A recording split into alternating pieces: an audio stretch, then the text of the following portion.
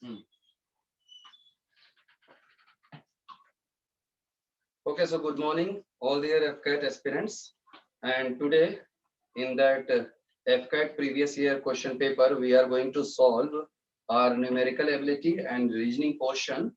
And today, the discussion of the paper AFCAT 2014 second paper. Okay, so we will just continue second paper today for that numerical ability, and we can start by the question number 47 to 65. So 19-20 question this paper have of mathematics. So we will start with the question number 47, first question of this paper. Okay.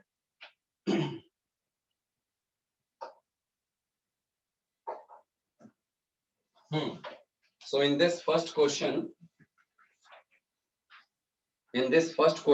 we have 2/3 of a consignment was sold at a profit of 5% and remainder at a loss of 2% of the total profit was 400. Then what was the value of consignment? They are asking. Okay. So now come on the board for solution of this question. Okay. So in this question, they were saying, let's suppose we have a consignment that is called X consignment. Okay. So what they have done, 2/3 of this is sold at a, so this X consignment 2/3 part they have sold at 2x upon 3. So the remaining consignment will be 1/3 of X consignment. Okay. So they are saying in this question that 2/3 of the consignment was sold at a profit of 5%. So means its profit is 5%. So 5 upon 100. And after that, remainder at a loss of 2%. So see that if this consignment loss will be the 2%, so this loss will be subtracted from this profit. And the final rate will be 400 rupees. Okay. They are saying the complete profit they are gaining from it, that is called 400 rupees. So just solve this equation and get the value of that consignment. So what we will do, 2/3 x minus 1/3 x, that is 1/3 x. So it will be 2 5s are 10, 10 minus 2, that is 8 upon, this is 300, 300, 300, x is equals to 400. So 8 5s are 40, and it will be the x is equals to 5 3s are 1500. Okay, so it will be 15,000. Sorry, so 15,000. So the answer will be 15,000. C is a right option. Okay, so go for the question number 48. So in the question number 48, they have mentioned that 7 is added to a certain number, the sum is multiplied by 5, the product is divided by 9, and 3 is subtracted from quotient. The remainder left is 12. What is the number? Okay, so the lengthy line they have mentioned in the question, but you guys have to do what? You have to do this question by the option. Okay, so start with the solution on board of this question number 48. Okay, coming upon the question number 48. Okay, so in this question, since they have mentioned 7 is added to a certain number, okay, and the sum is multiplied by 5, okay, and the product is divided by 9, so and 3 is subtracted from, quotient, then the remainder will left that 12. This kind of thing they are given. Okay, so if we will solve this equation, we will get the answer. We can also go with the option. So the option A is saying Mr. 20. So we will take 20. 20 plus 7, that is 27, into 5 upon 9. 9 3s are 5 3s are 15, and 15 minus 3. Oh, sir, it is coming equals to 12. It means 48 question 20 is the right option. So A option is correct. Okay, so go for the next question, that is 49 number question. Okay, in question number 49 they are saying a train cover a distance of 10 kilometer in 12 minutes. If its speed is decreased by 5 kilometer per hour, what is the time taken to cover its same distance? It's again easy question. So come on the board for solution of this question. And they have given an easy line in this question, question number 49 on board. Okay. So in a 49 number, since they have mentioned that train speed is equals to distance, that is 10 kilometer, upon time, which is given 12 minutes. So what we will do, minute we can convert into the hour by dividing it 60. So it will be 5. So 5 times are 50. So it means speed of train will be the 50 kilometer per hour. Okay. Kindly listen it carefully. Speed of the train is equals to 50 kilometer per hour. Next thing, they are saying to cover the same distance. To cover the same distance, how much time they will take? If speed is decreased by 5 kilometer per hour, so new speed will equals to that how much? 45 kilometer per hour. So they are saying if new speed is this and that distance was earlier, so what will be the time? So speed is equals to distance upon time, and distance we will take that 10 kilometer, and speed we will take that 45 kilometer per hour, and time we have to find. So time is equals to 10 upon 45. So 5 to the 10, 5 9 the 45, and this we will multiply by the 18 upon 5. 18 upon 5. So it will be 9 to the 18, 4 upon 5. So see that it will take the 4 upon 5 hour. So 4 upon 5 means just convert it into the minute. So 49 number question will give you the answer C. Okay. So 13 minute 20 second will be the right answer for this. Okay. Convert it into the minutes into multiplied by 60. Okay. So next question, that is question number 50. In this question number 50, they have mentioned A is thrice. Okay. They have mentioned that A is A in a 50 number question, it is not written here, so we will just discuss orally. A is thrice as good a workman as B and takes 10 days less to do a piece of work than B takes. Okay, come on the board, then I will write it on a board. 50 number question. Okay, so in a 50 number question, they have mentioned that A is thrice good workman as a B, and B takes 10 days less, 10 days less, okay, then A. So they are saying how many days will B take to complete the work alone. So since we can do this, efficiency E1 is equals to E2 into D1 and into D2. This is the formula that efficiency and days will be counted by this formula. So see here carefully. A is thrice efficient than B. So here A you can write a 3x, and here you can write a x. So he is 100% efficient. So he will be 300% efficient. Then next, Mr. B takes 10 days less than A. Okay, means if A will take X days, so he will take X minus 10 days. Okay, 10 days less than that. So then after that, you can count it, see that it is 3x is equals to x minus 10. So this we will subtract this side. 2x is equals to minus 10. So, so I think it is a just 10 day less they are saying. So means x minus 10. Okay, it is right. Huh? So 3x is equals to x minus 10. So it will be subtracted. 2x is equals to minus 10. So x is equals to 5. So minus I am ignoring. So x is coming 5 means Mr. A is taking 5 days and Mr. B is taking that 10 less than means 5 days. Just wait. Here I have to do that 10 minus x. Then after that it will be 3x. It is equals to 10 minus x, then 4x, then 10x is equals to 10 upon 4 will come. Okay. Then after that in a question they have mentioned, just wait a while, how many days will B take to complete if he work alone? Okay. So x is the work. Okay, in this question little bit confusion. Just wait a while and okay. Earlier we were doing right. It is x minus, it is 10 minus x. So I was taking it 3x is equals to 10 minus x. Not it is x minus 10. So x minus 10. So it will be 2x is equals to minus 10. X is equals to minus 5. See that? So x is coming minus 5. And Mr. B is taking 10 less than days from him. So see that Mr. A is taking minus 5 days. So Mr. B will take a 10 less than. So minus 10 will equals to 15 days. So the answer for B will do the work alone is 15 days. So B option is correct for this. Okay. So move on for the question number 51. Okay. 51 question is written lengthy here.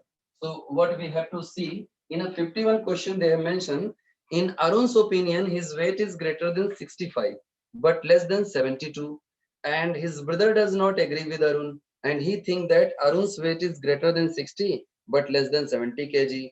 This question also came in a previous paper. Okay. So that his mother view is that weight cannot be greater than 68.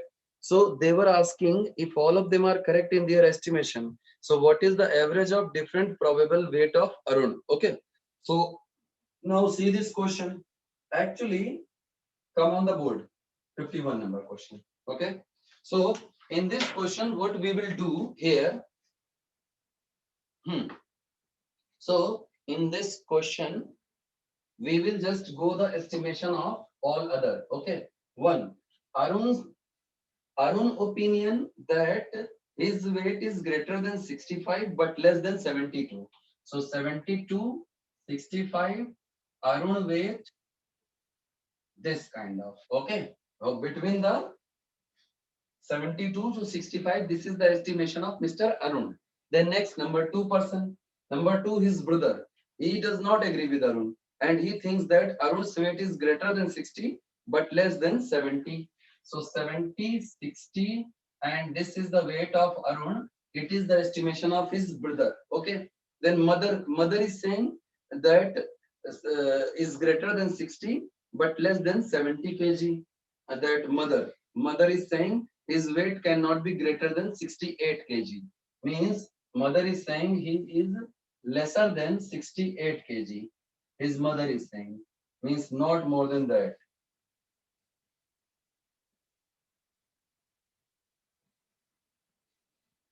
Okay, Arun's weight. So they are asking what is the average of all three different weight estimation. So you guys will do that just 72 plus 70 plus 68 upon 3. Okay.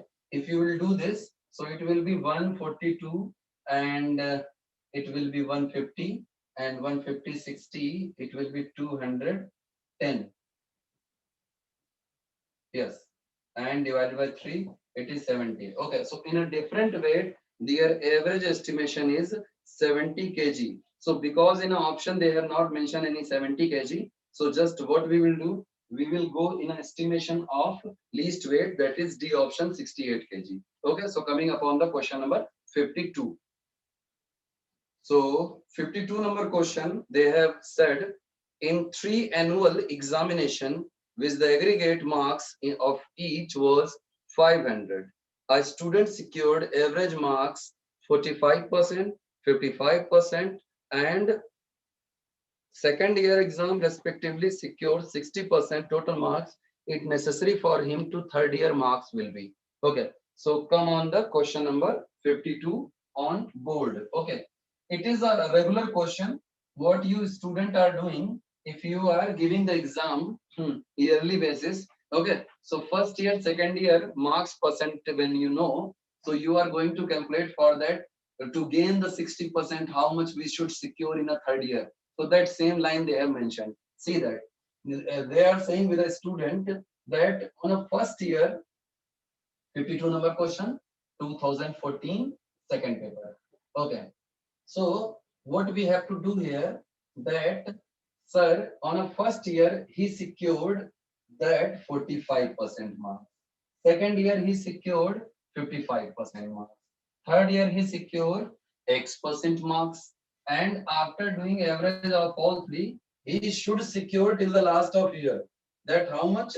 That 60% he need at a third year. So this type of 3 6 80 180 is equals to 45 50 50 50 100 a plus x. So x is coming 80%. Say that if you will not do the that effort in the first 2 year, you have to secure 80% in the last year. Okay. Now they are asking what is the average marks required. So total marks was 500. Its 80% will be how much? It will be 400 marks. So on a final year, he have to secure 80%, 400 marks. So D option is correct for this. Come on the question number 53 part.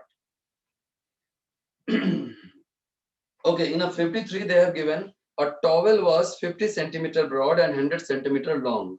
Okay, so after bleaching, all the clothes get shrink. So they are saying this cloth has been shrink by how much percent? Okay, so come on the board for the solution. That see that this is the towel and it is 50 centimeter broad and 100 centimeter long. Okay, so when bleached, so they found its length they have lost 20%. So now come on the board for solution. Okay, so its length has been lost 20%. So the new length becomes 80. Okay. Now its breadth, they have 10% lost. So 50 will decrease by 10% means 45 will be there. 50, it's 10%. It will be 5 minus from 50, we will get 45. Okay. So they are asking, find the percentage decrease in area. So what you guys have to do? Just multiply with this one. This is old area, that is 5,000. This is new area, 45 to the 90. And this I will multiply 45 into that 80. Okay. So 8 5s are 40 and 8 4s are 32 and 0. This is 3600.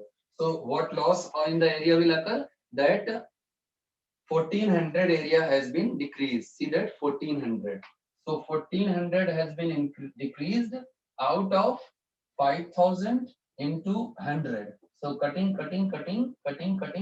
and 5 2s are 10, 5 8s are 40. So, sir, 28% area has been decreased in this. Okay, so 28B option is correct. Come for the question number 54. Okay. In a question number 54, they have mentioned that how many digits they have given in a 54, how many digits will be there to the right of the decimal point in the product of 95.75 0.02554. See that they are checking your calculation ability. Okay, so come on the board for solution.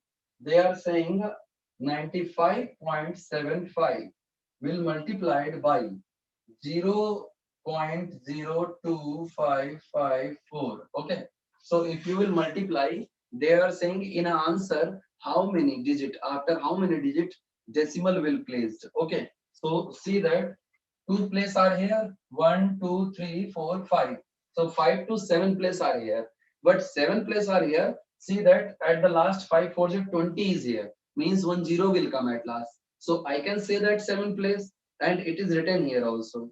So we will put the decimal after 7th place. Okay, but 1 0, if we will ignore, that will be treated as a 6th place. So since they are asking write to the digit how many point? 7 point. So C will be the right answer for this. Come on the question number 55. 55 number. Okay, in a question number 55, since they are saying in a question number 55, A and B can do a piece of B and C, C and A, and they all work for 10 days, B and C leave.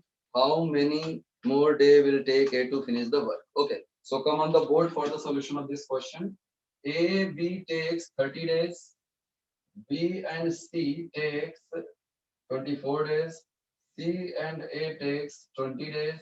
This question also has been repeated, so it came in your paper. So just see here clearly. Then they are saying if if they all means A, B, and C, they all work together for 10 days. So how many days more will A take to finish the work? See that what you guys have to do here. Just wait, I will do zoom on it. Okay, see that what we will do here. First, you guys have to find the 1 day work of him, 1 day work of him, 1 day work of him, this kind of. Then add them all. So it will come 2 times of A plus B, that is 1 upon 30, 1 upon 24, and 1 upon 20. Then after that, you can take the LCM, that is 120. So it is 4, it is 5, it is 6, and after that 2 will come from this side, this. So it is a ABC 1 day work. Okay, it is ABC 1 day work. Now they are saying in the question they all have finished the work for 10 days. So into 10 into 10. So you guys can do it 5. So it will 4 5 9 6 15. 15 upon 120 into 5. 15 8 so 5 upon 8. See that 5 upon 8. This much amount of work they have finished all together. Now Mr. A have to finish remaining work. So from 1 you have to subtract this 3 upon 8. See that 3 upon 8 work has been left. So for this 3 upon 8 work, that Mr. A will come. So see that just we have to calculate Mr. A 1 day work. So actually this whole together, which is coming 1 upon 16. 1 upon 16. Okay, this whole together is giving you ABC complete work. See that ABC complete 1 day work. Then if you want to find A alone work, so just subtract from this 1 upon 24, and that is called BC work. So when you will subtract from this, you will get A alone work. So it will be how much? It is coming that 1 upon 16 minus 1 upon 24. If I will take LCM, that is 48. So 3, 2, 1 upon 48. Okay, it is coming 1 upon 48. So it means A alone can do a piece of work in a 1 upon 48 days. Now see, how much work was left? 3 upon 8 work. So A will do in a 48 days. So 48 upon 3 upon 8, that is 6, 3 is 18. 18 days. Okay. So if A alone will work on this work, that 18 days he will take. So 18 day will be right answer. B answer is correct. Okay, come for the question number 56. 56. It is lengthy question what we have read earlier. So 56 number question is also lengthy. So pay attention on that question number 56. Okay. In a 56 number they have mentioned a factory employee skilled worker, unskilled worker and clerk in the proportion 8:5:1 and wages of a skilled worker as unskilled worker clerk 5:3. When two unskilled workers are employed, uh, then the total daily wage of all amounts to rupees 318. Okay, so they are asking what is the daily wage in rupees pays to each category. Okay, so come on the board for the solution of this question. That is, so since wages related question, so carry on this one. See that three category of labor are here. That is skill, unskilled, and clerk. So they were saying in a skill that is 8, that is unskilled, this is 5, and this is clerk, this is 1. Okay. Then they are saying they are getting a wages money. Okay. So wages ratio will be how much? 5:2:3. This is the ratio of their wages. When 20 unskilled worker are employed. Okay. So see that unskilled worker, they are saying 20. So into 4, into 4, into 4. So this will be the 20 labor, this will be the 32 labor, and this will be the 4 clerk. This is their wages. Okay. Then next, the total daily wages of all amounts to 318 rupees. Okay, see that. If total 318 rupees they will get, so how much this person will get? That is into 2 their ratio upon sum of ratio. 5 to 7, 3, 10. Okay, so it will be 2 5s are 10. So 5 6 are 30 and 5 3s are 15 and 5 6 are 30. See that 63.6 rupees. It is the wages of one unskilled labor. Okay, it is the wage of one unskilled labor. And now they are asking what is the daily wages paid to each category of employee. So what you guys will do, just see if you are paying 318 to this one, 318. Okay, see the first category will be 5 upon 10. So 5 2 ja 10, 2 15 ja 9 ja 159. Okay, so it is not given in anyone. Just wait a while. That is, give me a minute. So just pay attention again on this same question. Okay.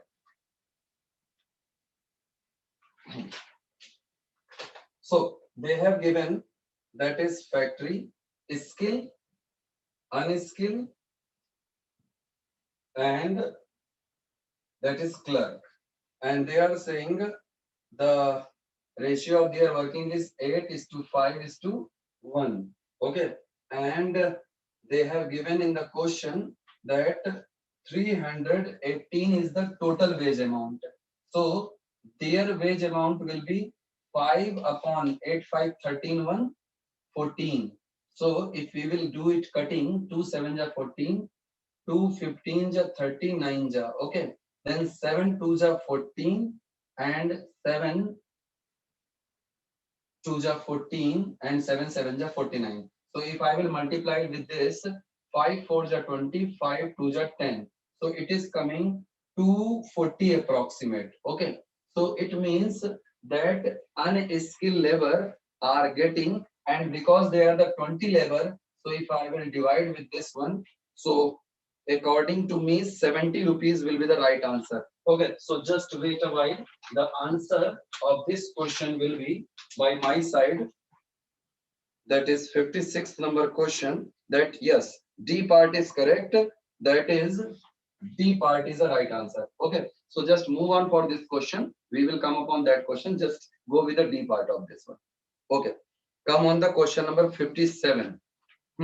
So they have given a cat takes 5 leap for every 4 leap of a dog, but 3 leap of the dog are equal to 4 leap of a cat. What is the ratio of speed of cat to that of dog? Okay, so come on the board that what they have given. So in this question number that 57, in this question they have given a cat takes 5 leap for every dog 4 leaf. Okay, so the cat 5 leaf is equals to dog 4 leaf. Then after that they are saying but 3 leaf of dog is equals to 4 leaf of cat.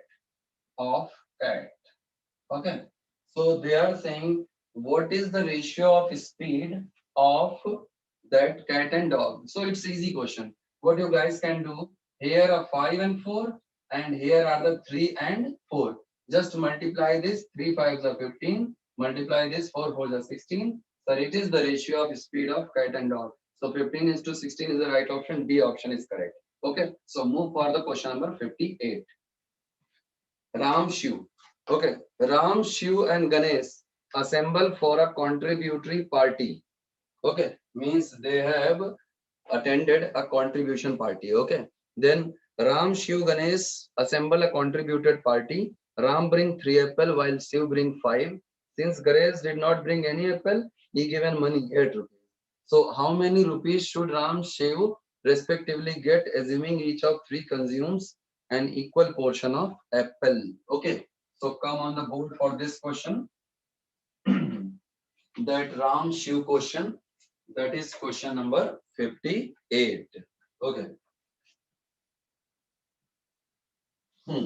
So since they are saying Ram, Shiv, Ganesh, Ram is taking that 3 apple and Shiv is taking 5 apple and Ganesh brings 8 rupees. 8 rupees. Okay.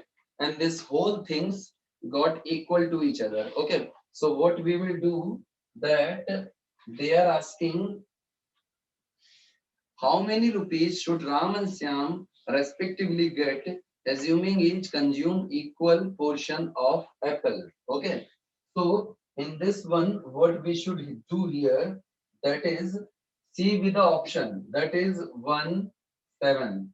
1 rupees, 7 rupees, 8 rupees. Okay.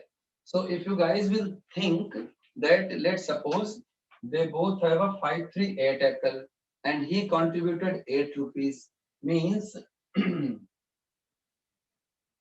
so 358 8 rupees. So we have to take those number whose sum is equals to this 1 rupees and the rate of each apple also varied. So see that 1 rupees 3 apple, 7 rupees 5 apple and 8 rupees is equals to 8 1. So in this what we will do, we will just take the ratio of each answer. So it will be the 2 5 5 3 2 6. Okay. So what you guys can do, if you equalize the apple and his money, so he should contribute x upon 3, x upon 3, x upon 3. Okay, this kind of. Okay, just we are mentioning that 1, 7 sum will equals to 8. It is called and their apple quantity will equals to 8. It can be distributed. So 1 rupees and 7 rupees will be right for this. Okay, so 1 rupees, 7 rupees will be brought by Mr. A and B. Okay. So move on for the next question. I am not discussing any more on this. Okay. Coming on the question number 59. Hmm.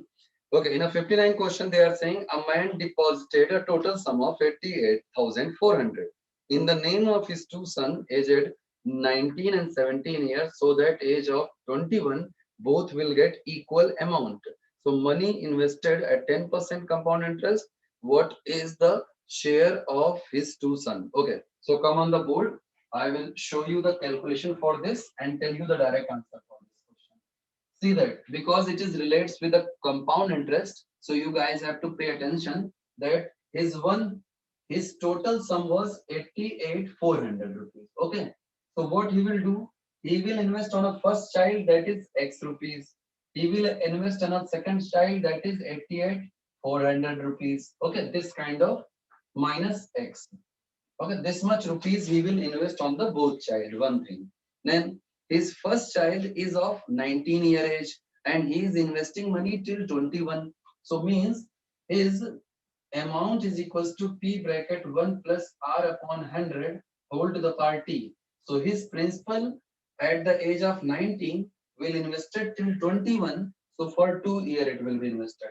So 1 plus 10% of 2 year. Okay, plus. And his principal, he is of 17 year.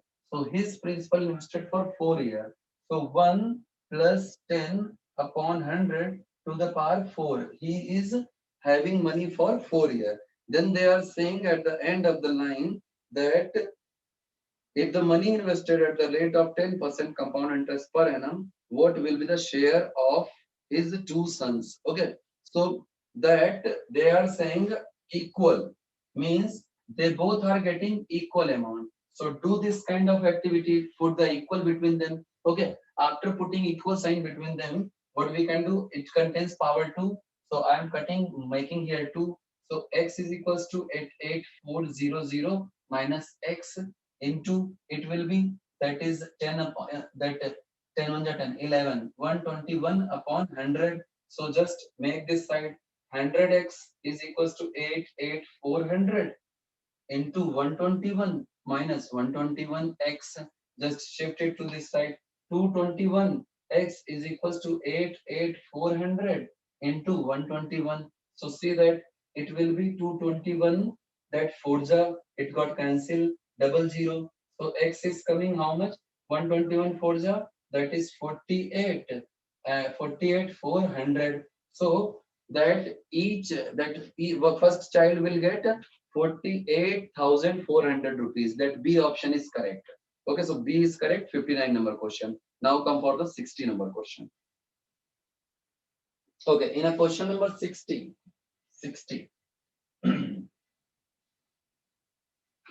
In a question number 60, they are saying a train is moving at a speed of 120 kilometer per hour. Okay, so if the length of train is 110 meter, how long will it take to cross a railway platform 156 meter long? Okay, so come on the board for the solution part.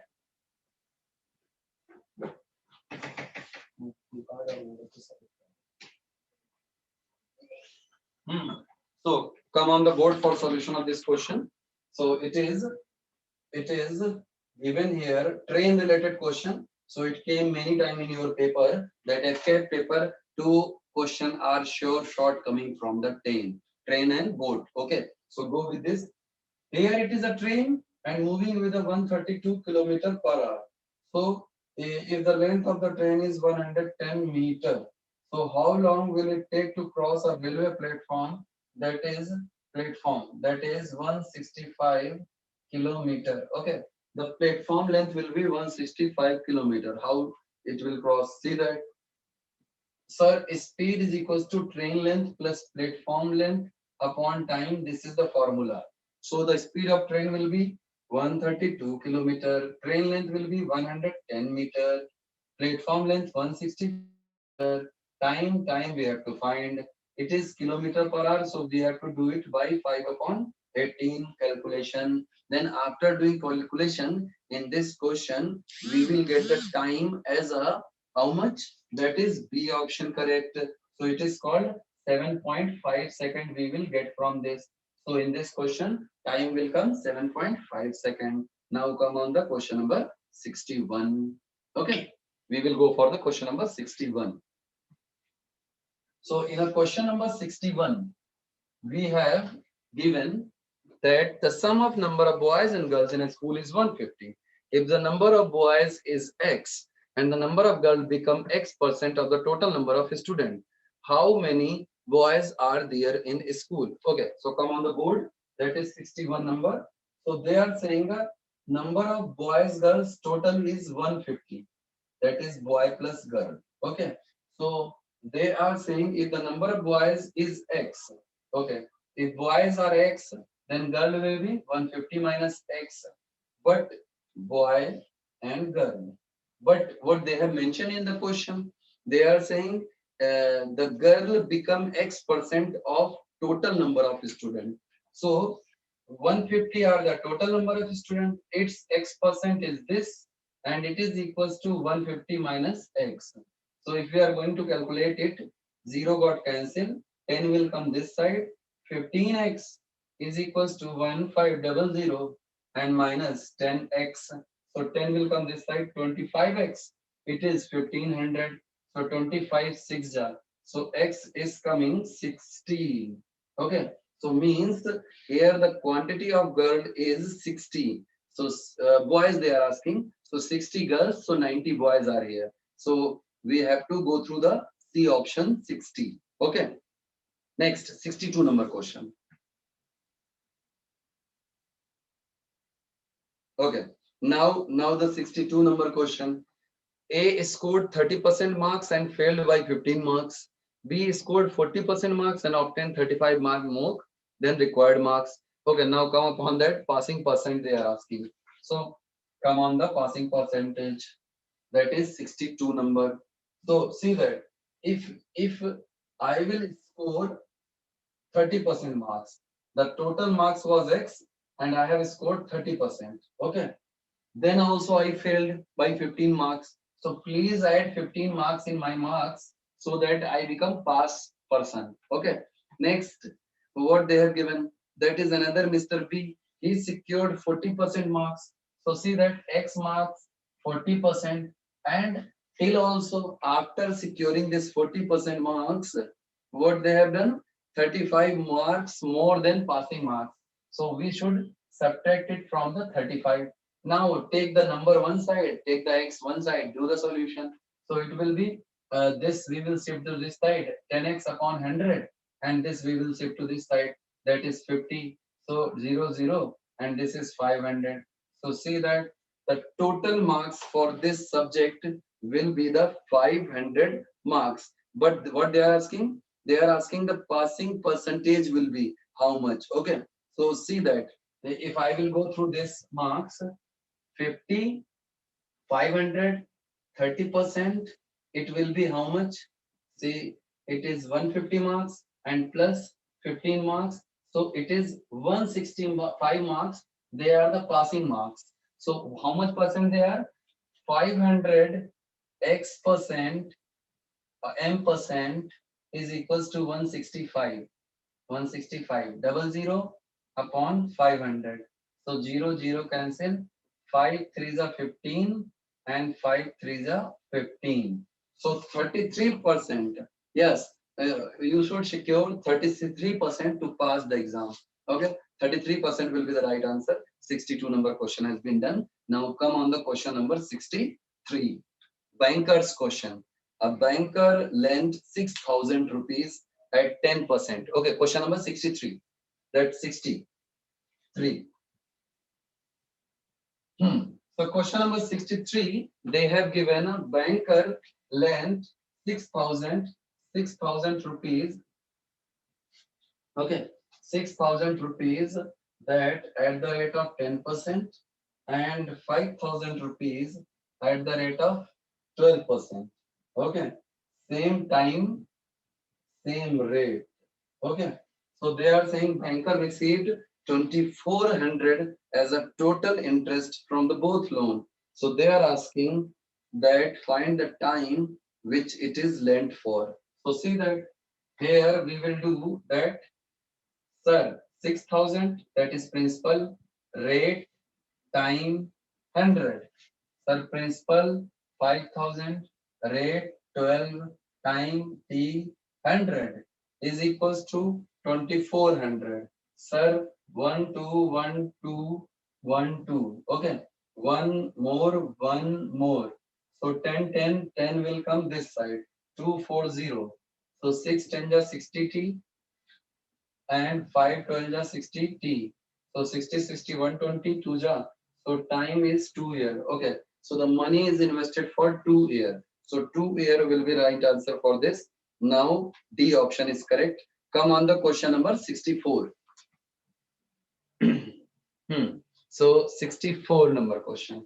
So in a question number 64, they have mentioned that yes, two pipe A, B can fill a tank in a 20 and 30 minutes respectively. If both pipe are used together, then how long will it take to fill the tank? It's easy question. So come on the board for this question. One pipe is taking that 20 minutes, another pipe is taking 30 minutes. Just you have to do that 1 upon 20 plus 1 upon 30, add them, do the reciprocate them, get the answer. So it will be that 60, 50, and it will be 6 upon 5. Okay, so 6 upon 5 hour they will take to fill the tank. So this you can multiply by the 60 minute. So it will be that is 5 1 ja 5 2 ja. So it will be 72. Means yes, they, how much time they will take to fill the tank. So again I am doing this question that 1 upon 20, 1 upon 30 minutes. So if I will take a 60 as a LCM, last time I have taken the wrong LCM. So it is 3. It is how much? It is 2. So 5 upon 60. Okay. So just multiply it with the 60. You will get the 5 minutes they will take to, sorry, that 60 upon 5. It will be 12. 12 minutes they will take to fill the tank completely. So 12 minutes will be right answer. That A option is correct. Now come for the question number 65. It is the last question, mathematical ability. Okay, 65 number. Yes, here they have mentioned speed of a boat in a still water is 9 km per hour and the speed of a stream is 1.5 km per hour. A man rode to a place of a distance 105 km and come back to starting point. What will be the total time taken by him? Okay, so now come for this question on board. Since man is doing what? He is going for the 105 kilometers. Okay. So man row place at a distance of 105 kilometers and come back. Okay. Now come on the board for solution of this question. See that he moved and he returned. So at the time of moving and coming, so time taken in US, time taken in DS is equals to, they are asking how much time. So what you will do, that boat speed is equals to 9 kilometer per hour and stream speed is equals to 1.5 kilometer per hour. So is time, speed is equals to distance upon time. So time is equals to distance upon speed. So 105 is the distance, that is, and speed upstream 9 minus 1.5, that is 7.5, and plus that 105 upon 9 plus, that is 10.5. Just do the calculation of this one and you guys will get, here you will get 10 and here we will get 75 2 ja 25 3 ja 70, 25 4 ja 100, 2 ja 50, and 3 1 ja 4 ja 14. So 14 10, that is 24. So the answer will be the 24. It is, speed is given in kilometer per hour. This is given, yes. So according to me, that is 24 minutes. 24 minutes will be the right answer for this question. So 24 hour. So C option is correct. That is 65 number question. Okay. Now the maths part has been over. Now come upon the next segment. That is question number reasoning part. Okay. Of this same paper. Okay. Maths has been done. So now come upon the next segment. Yes. So AFCAT 2 2014 paper. Now we are going to discuss the reasoning portion of this paper. Okay. So start with the question number first of this reasoning part. Number one question. So in this, from the first question, they have given you, that is equals to, again, from the logical reasoning they have given. So in this, again, they have given you the 3-word segment and they are asking which among the following is correct. Okay. So the first is judge, thief and criminal. So what we will do, thief and criminals are in the same group and judge is different. So B is the right option for this. Now come upon the 67 number. So here it is India, Haryana and world. Okay. So in world we have India and Haryana. So that is D option correct for 67 number question. Okay. Yes. Now come for the 68 number question. In 68 they have a pigeon, bird and dog. Okay. So bird category, the pigeon is coming and dog is a 4-leg animal. So A will be the right answer for this 68 number. Now come for the 69 number question. Question number 69. Okay, in 69 number question, they have mentioned that they have given earth, sea and sun. Okay, move for the next question, 69 number. So in a 69 number question, they have mentioned earth, sea and sun. So earth, sea and sun, they, on earth the sea is situated. So earth, sea and sun, A will be the right answer for 69 number question. Okay, now move for the question number 70. Next question, please change the 70. Yes. Okay, in a 70 number, we have a hockey, football, and cricket. So what you guys will do, that it's hockey, football, and cricket, they are not interrelated game. Okay, they are the separate game. So B will be the right answer for this. Move for the question number 71.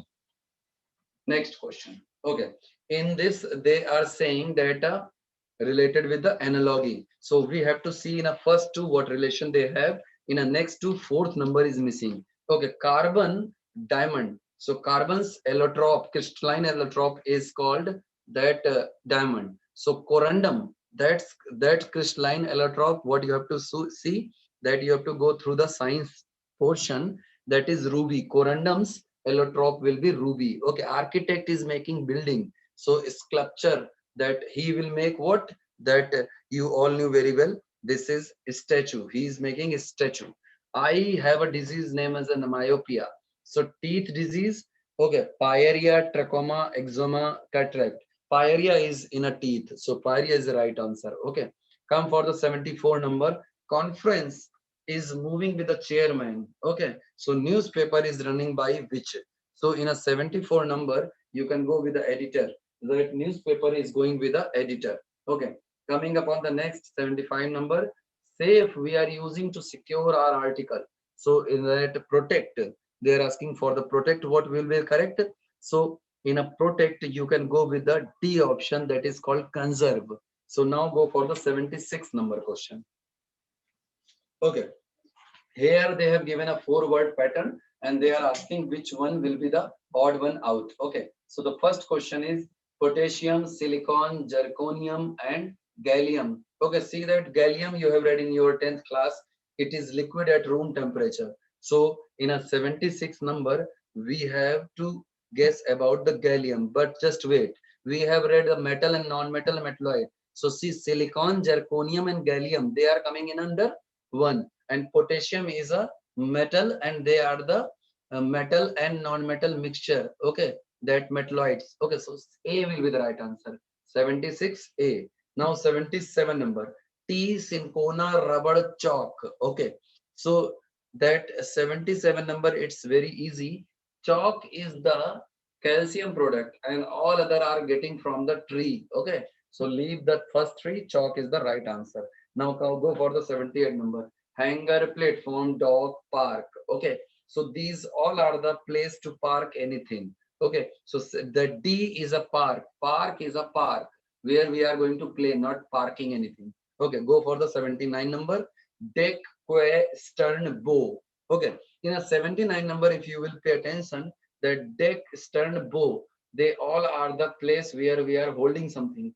Quay is different thing. So if you have learn the meaning of these words, so quay will be the odd one out. Now go for the 80. Tall, huge, thin, sharp. So that 80 number, that tall, huge, thin, they are the structural dimension. But the sharp is not the structural dimension. It can be pointed also, it can be non-pointed also. D is the right answer in this. Okay, go for the 81 number question.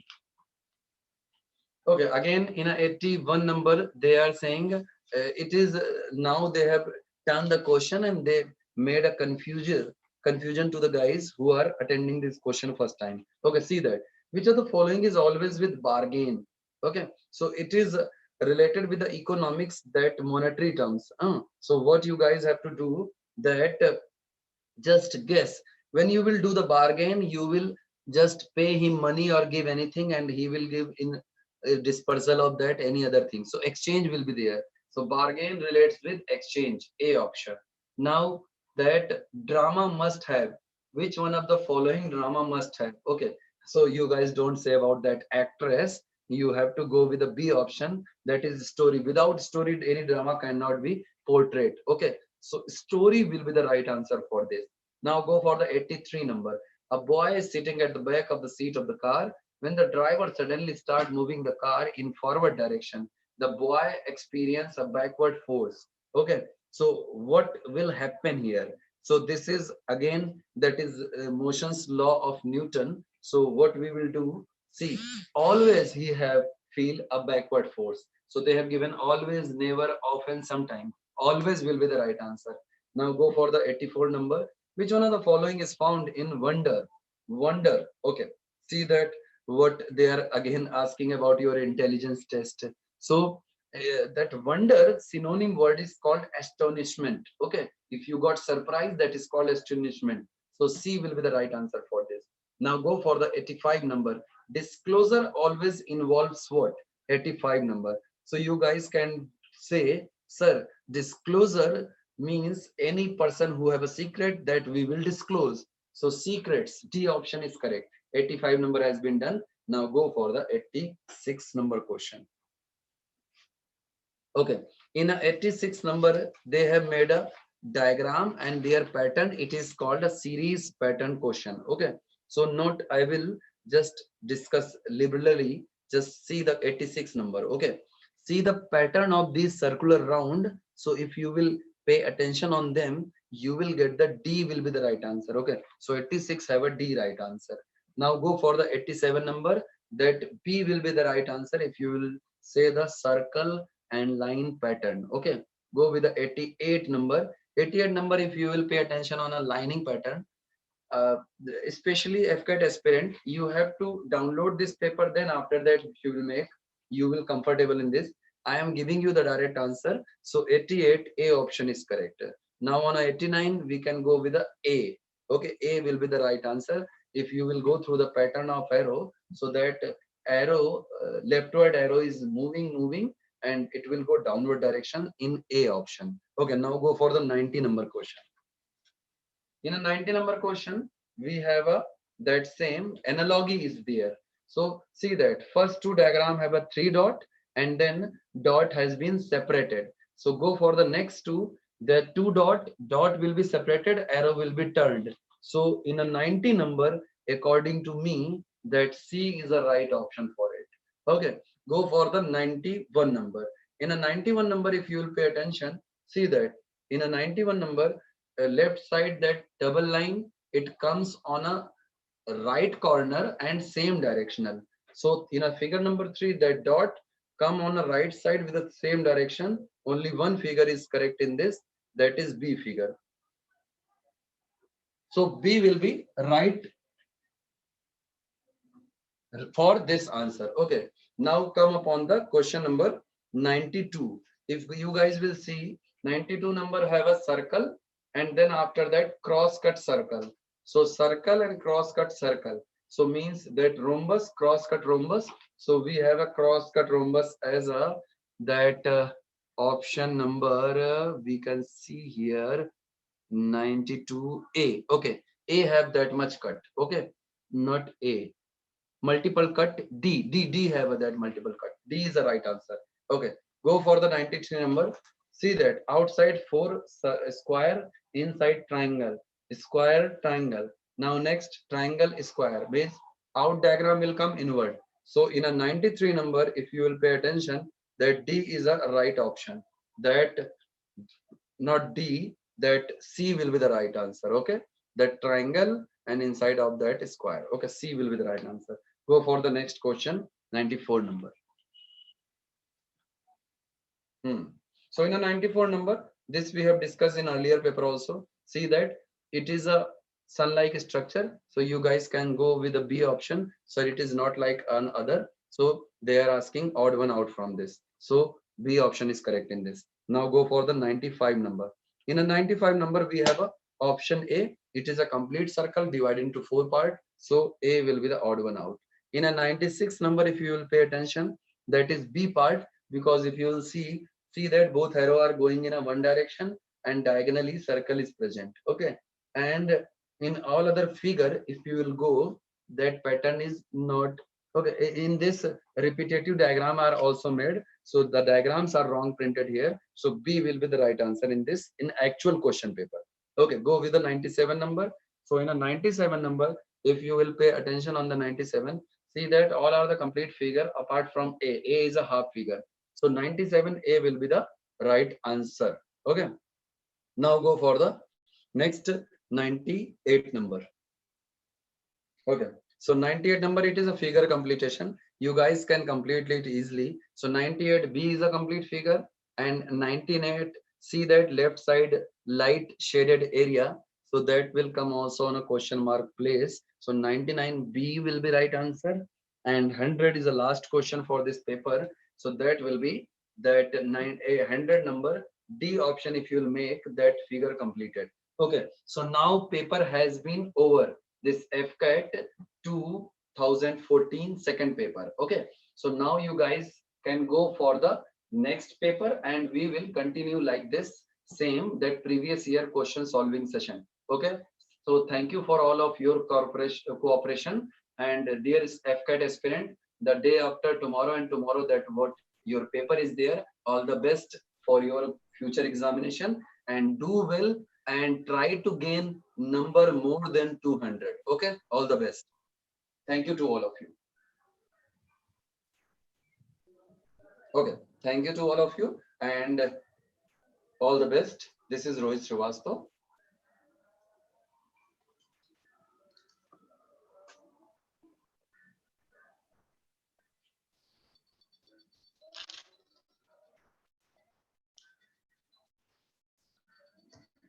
Good afternoon, everybody. Welcome to the fifth day session of the AFCAT question paper discussion. I hope that all the previous sessions have served their purpose and that you have utilized this opportunity which you have got to the extreme end. And I hope that you have understood how to differentiate the oft-repeated questions and focusing on the important areas and thus getting a very good score for your AFCAT paper. This is Susan. I'm a trainer of the British Council for International Exams and I take classes for all the competitive sectors. And welcome to a new session of the 214th AFCAT paper. Let's deal with the verbal ability part. Thank you. AFCAT 2014 question paper, verbal ability in English language. Let's move on to the first question. The first question is a reading passage, and I have been repeating it from the first day onwards, but I am repeating it once more. Always remember that when you have a reading passage like this, don't jump to conclusions. Please read it at least twice. And that reading also, as I always tell you, don't read it and then immediately start writing the answers.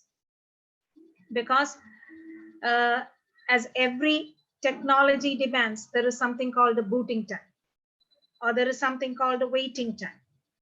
So you can't just come and on a computer like that.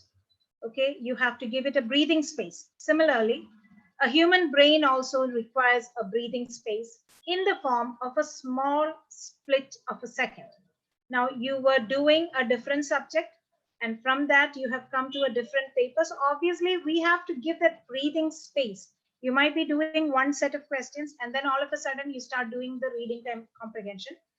Of course, as you move on from one type of question to the other type, make sure that you take a pause in between. If you have brought some water or something, take a sip of it so that you feel relaxed, especially for reading comprehension, because reading comprehension, you do not know what to expect on the other side. You do not know what the reading comprehension is communicating. So in order to understand it thoroughly, you have to read it with a fresh mind, with a fresh attitude. And as I told you, one reading will not help you.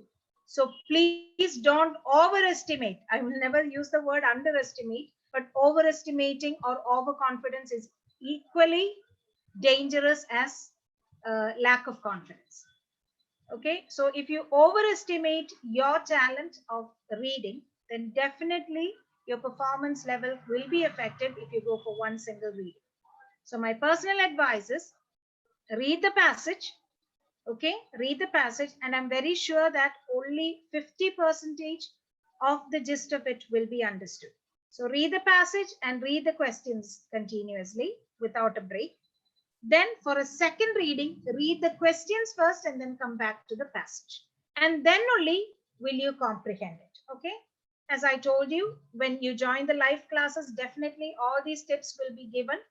I will be giving it if I will be there for your class and you are in my class. Definitely every minute will be trained so that you have a proper approach to your reading comprehension questions. Okay, so I think that's enough and more for an intro. Now let's move on to the passage. And here we have 4 questions and we have been asked to read the passage carefully and answer the questions which are given below it. So obviously a very good passage for on the day of October 2nd, Gandhi Jayanti. Okay, and then Gandhiji came. He was like a powerful current of fresh air, which helped ourselves to stretch ourselves, take deep breaths, like a beam of light that takes away the darkness and removes the scales from our eyes, like a whirlwind that uplifts things, but most of all, the working of people's minds. He did not descend from the top, but he seemed to emerge from the millions of Indians speaking their language and incessantly drawing attention to them and their appalling conditions. The peasants, the workers, he told us, all of you who live by their exploitation, get rid of the system that produces this poverty, and misery. So obviously, this, without going into the deep meanings or anything, obviously this passage is a picturesque, Q-U-E, picturesque description. And as we read it, we can actually picturize Gandhiji coming from not a higher position, but he is emerging from the midst of crowds. And when he starts speaking, it is as if he is speaking for everybody. So his voice is reflecting the thoughts of each and every single person here. Okay, so that is a very good passage, a very impressive passage, and a very picturesque passage. Okay, now let's move on to the first question. Gandhiji came like a powerful current of fresh air and awakened us to the plight of the masses in the grip of oppressors, made us patriotic, emboldened us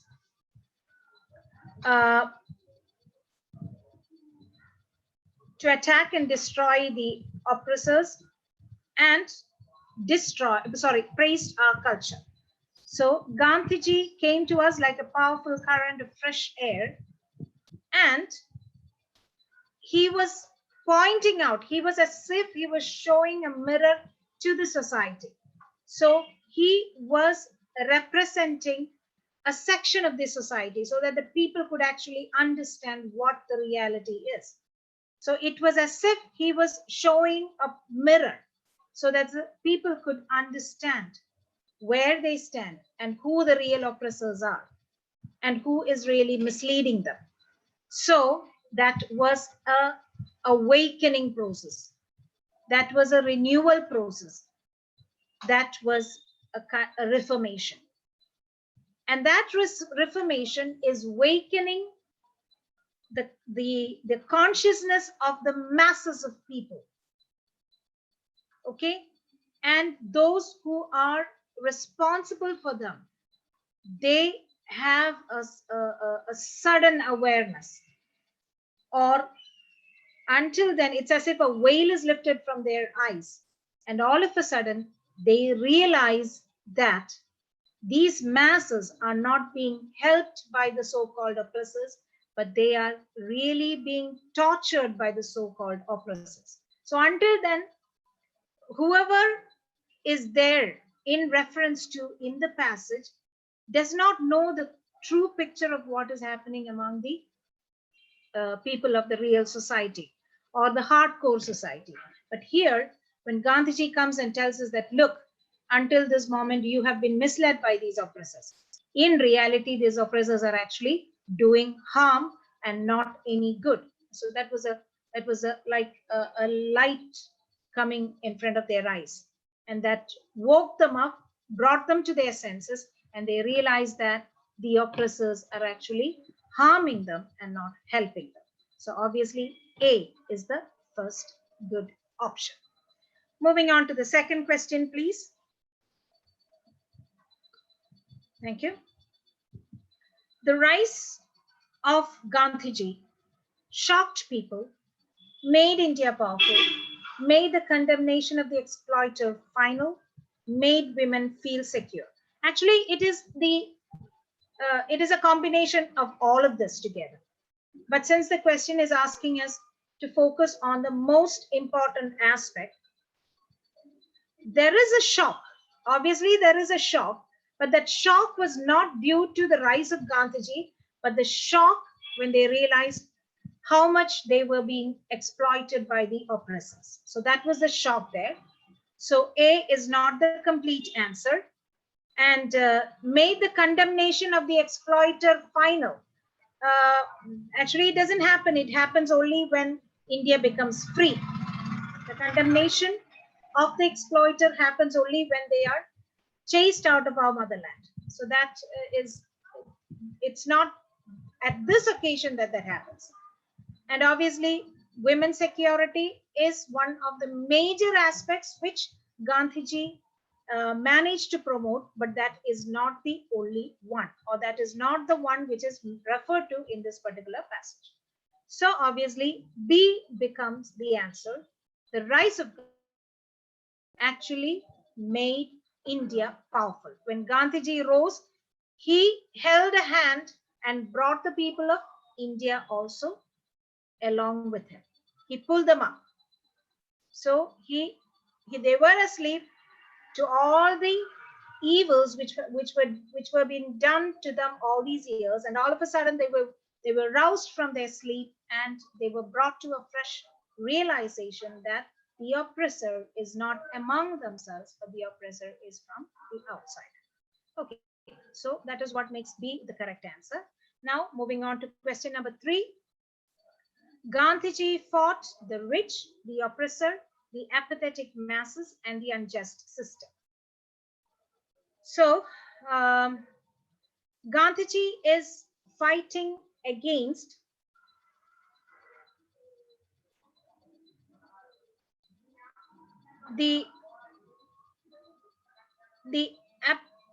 is fighting against not the rich alone,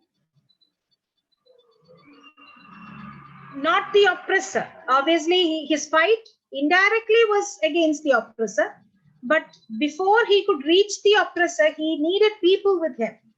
So obviously, he was trying to build up the fighting spirit of the people of the motherland first. So it was not against the rich that he was fighting. The ultimate fight was against the oppressor, but he had many things to do in order to win that fight. And he had a huge mass of people who were indifferent to what was happening around them. And that was his major dilemma. That was his major problem. And the unjust system, please understand that if you are tracing the history of India, like you're already doing in history and all, you can unjust that Indian nations had the most just, most, justifiable administrative systems, which was turned to become unjust by the oppressors. So it was not, the enemy was not the system. The enemy actually lied inside it was inside the ship itself. Okay, so the enemy, the more dangerous enemy was not from outside, but it was from inside itself. So Gandhiji had to fight the people among the crowds who were turning the crowds negative, or who were turning them apathetic. Okay, who were turning them evil, who were turning them indifferent. All those attitudes come under the apathetic masses. So that was the real threat to Gandhiji, more than the real oppressor. So that is why C becomes the right answer here. Now, question number 4. The conspicuous role of Gandhiji is that of a father, a reformer, a teacher, a liberator. In reality, Gandhiji is everything. All the 4 aspects. He is a father, that's why he is known as the father of the nation. He is a reformer, that is why he changed the entire system. He is a teacher. No teacher has ever been able to influence us as Gandhiji did. Okay, but as per the passage is focusing on the role of Gandhiji. That is why they have brought in the conspicuous role. So always remember, whichever question is asked after the passage given would be related to that question. So just because you see that, okay, the role of Gandhiji is that of a, it looks like as if it's a father because he's always known as the father of the nation. No, the question here demands the candidate to read the passage again and again and find out which is the most conspicuous role of Gandhiji as per the passage. Okay, so here he is the liberator. I hope that's clear enough. Now, moving on to the next set of questions, that is from question 5 onwards on screen, please. Thank you very much. Now, questions 5 to 10, you have been asked again another passage where, as I told you in the former classes, the reading passages should always be very carefully dealt with, because this is one section where if you are spending a little bit of extra time, but very often we find that the candidates kind of keep these passages till the end, and then only they try to attempt it. I will tell you to set a timer. Obviously, you'll be having your your timer with you. Okay, not the phone, but if you are writing an international exam, you will not be permitted a watch. But I think that for the AFCAT, you might be permitted that. So a normal watch, not a smart watch or anything. A normal watch definitely will be permitted. If not, there'll be a clock in that classroom. Okay. So set the timer. Make sure that you do not take into account the total number of questions which have been asked, out of which you can split it into different segments, and please make sure that you are giving equal importance for each. So for instance, if you have got 2 reading passages, the maximum time you can take should be within 10 minutes. Please do not spend more than 10 minutes time for that. So by any chance, if you feel that you're crossing 10 minutes, then make sure that you leave that question there and you move on to the next question. Okay, because what happens if you do not check your timing, you will often be carried away by the reading passage. You'll keep on thinking again and again, and thus it will affect your performance on the other paper. So what you can do is maximum 10 minutes, 5 minutes for one passage, 5 minutes for the other passage, or maximum 10 or at the most 15. I don't think you have to spend more than that. So set aside the 15 or 10 minutes time which you have decided according to the difficulty level of the question paper. And once you decide it and set apart 15 minutes time for this comprehension part, please make sure that even if you're not able to finish within the 15 minutes time, for the time being, leave it there and then move on to the next set of questions. And once you are done with all the other set of questions, then you come back and redo the comprehension passage and then find the answers. Okay, because don't get carried away by the number of questions which are there in the comprehension passage. I hope that is clear enough. Now let's move on. I'll be just reading the passage and then read out the options which are given there. You have to select the most appropriate word from the options against each number. Those living in the slums are dash and tough because they are totally. So you've got poor, sick, hardy, weak as the 5th option, and they're totally dependent, independent, exposed, and tired. The rising sun heralds, brings, and the setting sun closes the day like a drama where the curtain hangs, hand goes, shines. Don't know, get, think, have hypertension and heart attacks because there is, after all, everything, something, somewhere, nothing to worry. Okay, so as we did with the previous questions, I'll be giving you 1 minute time, and after that 1 minute, we'll move on to the discussion of the answers. So you're free to take 1 minute to write the answers.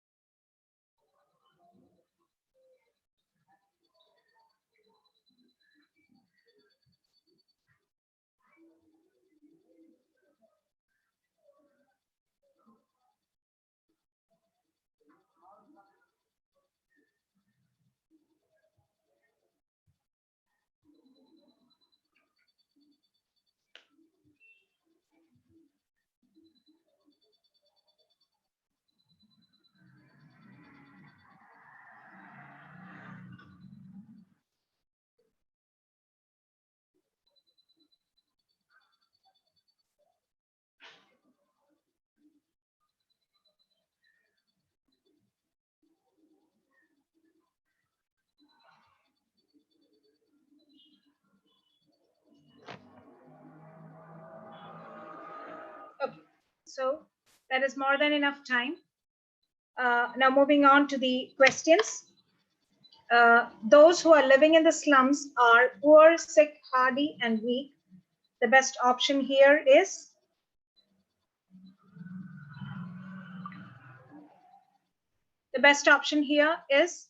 option C, are hardy and tough.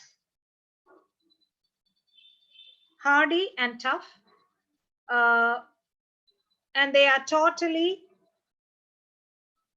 dependent, independent, exposed tribe, and they are totally exposed to the hardships of life. The rising sun heralds the day, herald the day, brings the day. So here, brings the day. The rising sun brings the day. And the setting sun closes the day, like a drama, where the curtain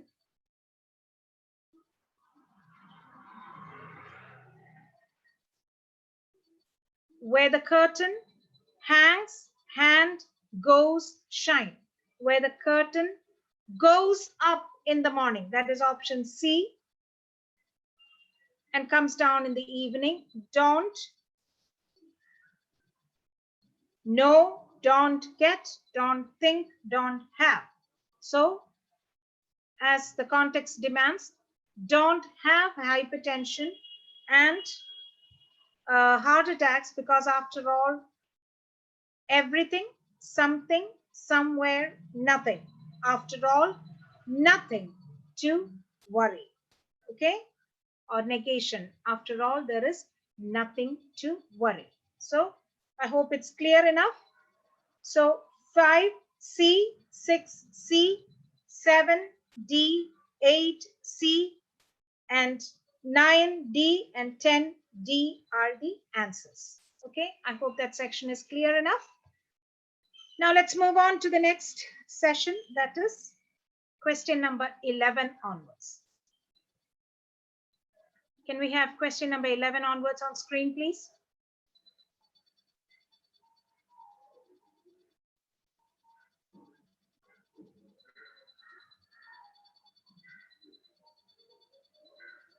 Question number 11.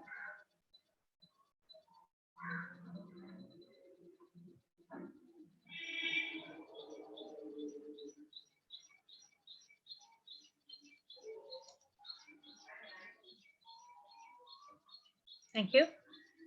Now we have got two questions here, that is question number 11 and 12, and we have been expected to choose the word which is nearest in meaning to the given word. So obviously we have to be on the lookout for synonyms. Okay, so we have understood that the major two aspects would be synonyms and antonyms, and obviously the derivatives of words which are formed with you've got suffixes, you've got prefixes, you've got affixes, and all these things. In class, we'll be going into a detailed discussion of that. So question number 11, we have transgression. And a transgressor, you have to find the word which would match it. So obviously to transgress is to, if you have a path, you move away from that path and you go in an opposite direction, is what is known as transgress. Okay, so obviously it's not, a transgressor is also a passenger, but a passenger in the wrong path. Not a protector, not a comrade. So the best option here is 11B, one who travels in a wrong direction or a low breaker. B is the correct answer for question number 11. Now coming to question number 12, egregious is gregarious and egregious. Okay, you've got common, you've got social, plain, and atrocious. So egregious means outstandingly bad. An outstandingly bad character is egregious, and obviously all the others have got somewhat a positive meaning. Common is somewhat positive, otherwise you can use it as neutral meaning, but definitely it's not negative. Social also has got a positive sense. Plain, if not positive, definitely it's not negative, so you can bring it under the neutral sense. But atrocious means evil. Okay, so atrocious is outrageous or evil, so definitely For question number 12, we can opt D as the best option. Shall we move on to the next set of questions, please? Thank you. Questions 11, sorry, I'm extremely sorry. Questions 13 to 15. Choose the word which is nearly opposite in meaning to the given word. As you know, we have just done the synonyms, and now we move on to the just opposite of that, antonyms and synonyms. And here we have to focus on synonyms. Okay. And question number 13, we have predilection, predilection, prediction, predilection. Okay. And you have as the options oblivion, oblivious, forgetfulness. All these meanings would come together. Objectivity as the opposite of subjectivity. Aversion as the opposite of, what do you call it? Liking. Defeat as the opposite of success. So you have all these meanings here. Okay. And 13, predilection is actually a preference to something, a liking towards something. So what would be the opposite of that? A dislike towards something. And here, when you're checking all the options, oblivion doesn't mean dislike, and objectivity doesn't mean dislike. Defeat also doesn't mean dislike, whereas aversion means hatred or dislike. So obviously 13, C is the correct answer. Now, cacophony. This had come in one of the, I think it was in the question paper before, 2015, if my memory is right. Cacophonous. Always remember, cacophonous has come in 2 question papers. One is a synonym and another one is an antonym.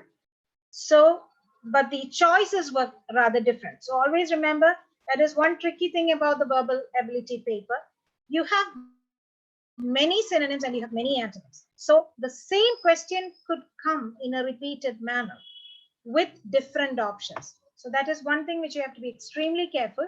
Just because you know one meaning of cacophonous doesn't mean that you can answer this question. So when you learn a synonym, you have to learn all the possible synonyms which can act as a substitution of this particular word. And for that, you have to understand the contextual relevance of that word as well, or the contextual significance of that word. So that is one common thing. Can we go to question number 14? We were on question number 14. We are discussing question number 14. Thank you. So cacophonous, obviously cacophony as the opposite of melody. Okay, or as the opposite of something. Cacophony is, I think for those students who are listening to that class, the example which I gave in the former class was, just picturize your school days where at lunch break, as the bell goes, you can hear the sound of crows.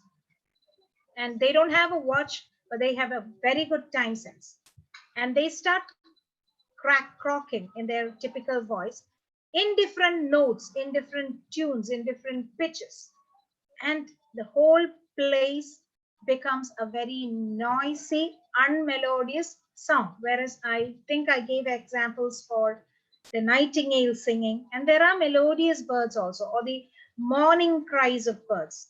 That is really harmonious, or that is really melodious. Whereas the croaking of crows are just the opposite. So cacophonous is a sound which immediately you just think about the sound which is produced by crows or those type of birds. So it's not tamed, it's not domestic, it's definitely not silent. The meaning, I'm talking about the meaning, you have to find the opposite. Okay, so cacophony, we are going for the meanings now. So it is not tamed, it is not domestic, it is not harmonious, it is not silent. Now we are going for the opposite. So it is not the opposite of tamed, it is not the opposite of domestic, it is not the opposite of harmonious. Yes, it can be somewhat. If harmony means melody, of course, yes. But there is a better option there in the form of D, complete silence. That is peace. The lack of that is cacophony. So here, question number 14, D could be selected as the best option. Cacophony, D is the best option. Okay, now let's move on to the next set of questions. Calumny. Calumny, you've got 4 options there: apology, eulogy, enjoyment, and reservation. Calumny is apology, eulogy, enjoyment, and reservation. So obviously, you have to look at the opposite of that. And the meaning of that is speaking ill about someone, making a false statement to destroy the reputation of somebody. That is calumny. So if so, you have to go for something which means praising somebody or increasing the reputation of somebody. And that is not apology. That is not just enjoyment. That is not reservation. But that could be eulogy, which is actually a verse or an acclamation or a praise which is written or said in favor. And usually when you're tracing Old English stories, you come across eulogies which have been which are recited at the death of people to commemorate their memory, okay, to speak in praise of them so that their memory is, for example, we lost a great singer last week, and yesterday there was a live on YouTube and all. There was a live what do you call it, a memorial service. And I should say that the SB which we knew was so different, was actually much greater a personality than what the newspaper or what we knew as a singer. As a person, he was one of the greatest humanities of the modern generation. Okay, so to know him and that nobody had anything to speak ill of him. And people started talking from the bottom of their hearts. So all those things are actually a eulogy. So when you say calumny and a eulogy, you could say a eulogy or yesterday's, and it is running. You can find the recorded versions on the YouTube. So those of you who have time, just hear it and you'll understand how great a person he was. So question number 15, we can select B, eulogy, as the best antonym, which refers to that particular situation. So that is eulogy. Now let's move on to question number 16. Question number 16. Ability to use both hands alike. We've got dexterous, ambidextrous, skillful, expert. And 17, a written account of the life of an individual, autobiography, epigraph, biography, and novel. You can take 1 minute time to get the correct answer.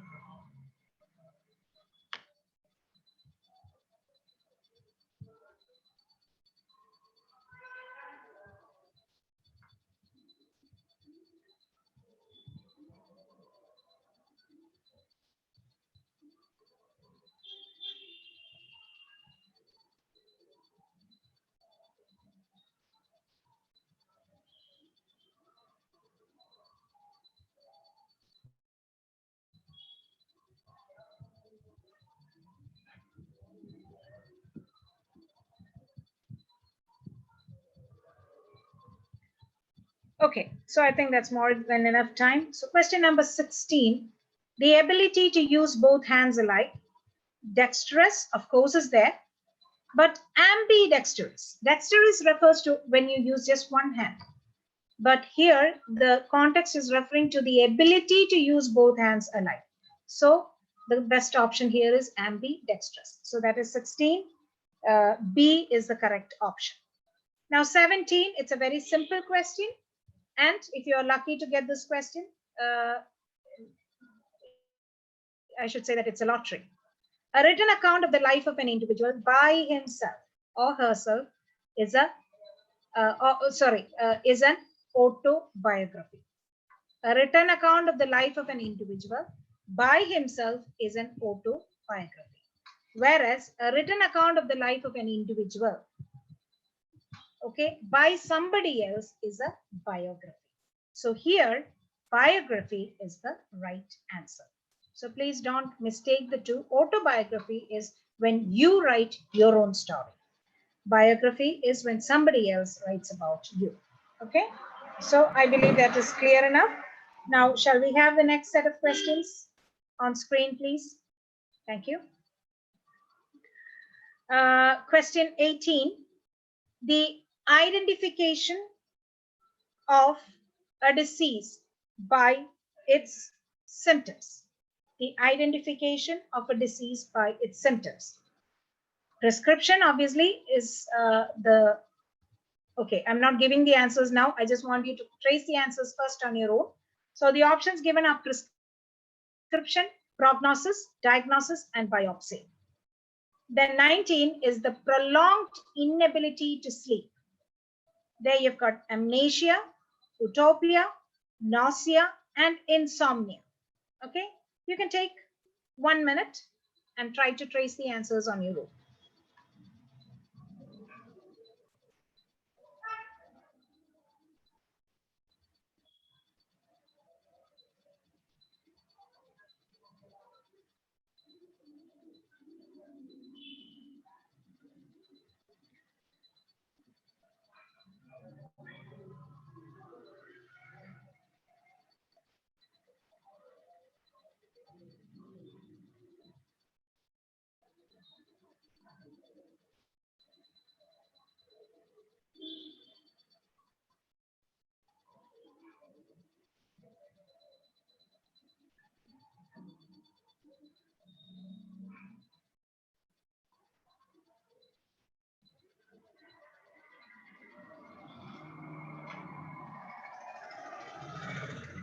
Okay, so it's very, very clear enough. The identification of a disease by its symptom is not prescription, because it is the prescription is something which once the doctor identifies it, then the list of medicines which is given to you is prescription. That could be one, what do you call it, one distracting word.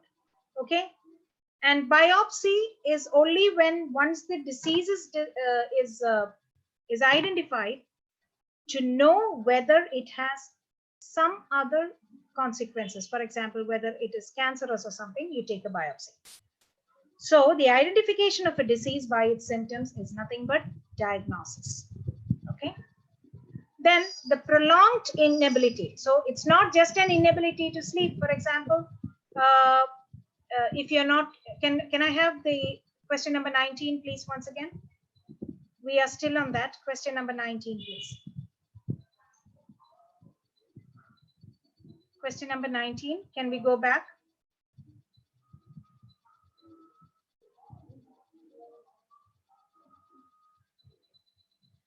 Okay, then the answer for question number 19 is insomnia, because a prolonged inability to sleep. That was what the question was. So that was question number 19. Okay, now let's move on to question number 20 to 24, where you have to choose the correctly spelled word. The school alumni gathering put us in a dash mood, a reminiscent mood. Okay, and you have to check. Obviously, that means a nostalgic mood where you're recalling the past memory. So that is reminiscent. And 21, God is dead is a dash statement, a blasphemous statement. Blasphemous statement is one which often an atheist would make, but never a believer. The threat of an epidemic caused great alarm and trepidation. So, which is the right spelling for that? And fear. Okay, anxiety, fear, a combination of all that is trepidation. The din, the sound caused by the children howling is enough to dash the dead. Okay, if there are too many children howling at the same time, then obviously that din or that resonance of that sound is sufficient enough to resurrect, to bring back to life the dead. Can you dash the car into the parking spot? So maneuver, that is a very, suppose you have a very difficult parking area. So can you drive it in such a manner that you lead the car into that parking spot? Okay, so you've got 24 questions and 1 minute time to find out which is the correct spelling of those words. Explanations have been given. I'll just give, you can answer it within less than 1 minute.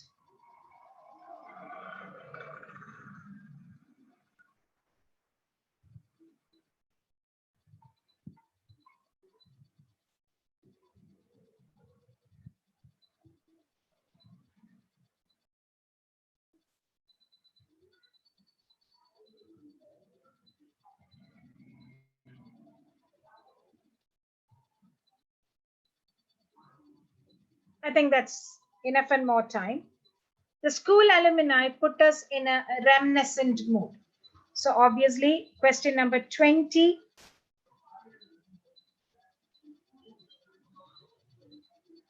The first one would be the best option.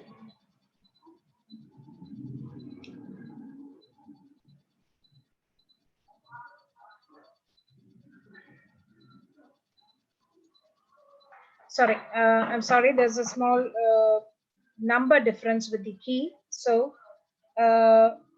question number 20 is D. But the answer is pedantic, so I think there's a small difference there.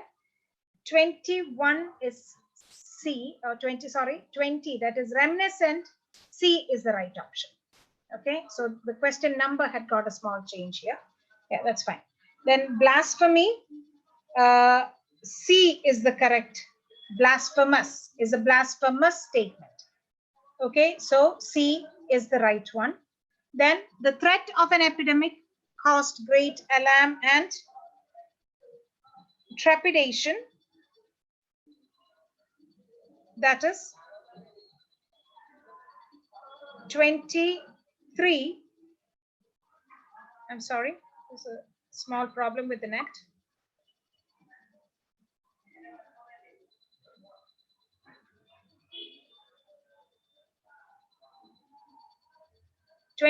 You've got resurrect, that is B, and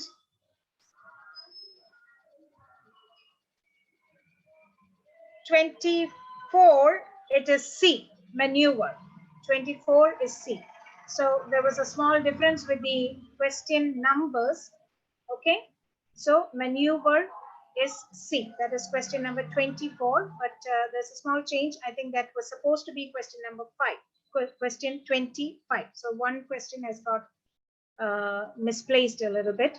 So it was actually question number 21 to 25. So there is a small change in the numbers of the questions.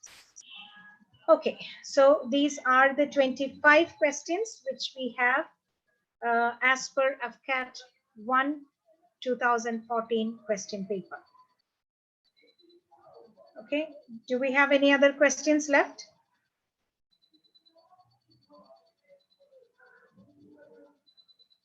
Shall we go for the next set of questions? 26 onwards are other sets of questions. Okay, so we have 25 questions done, and they are nothing but very simple questions. And if there is anybody who is watching this live stream today without a continuation, for those students, I would just ask you to know thoroughly the vocabulary part, especially the antonyms and the synonyms. And as we said, the construction of sentences, the passages, understanding, okay, all these things have to be done. So for those who are watching this for the first time, please make sure that, as I always tell you, possess a copy of the Rogers Thesaurus, so that you will have not just one substitute, but many substitutes for a synonym as well as an antonym. Okay, I hope you have understood it thoroughly. If you've got any doubt, you're free to ask in the comment box, or you could even ask it directly.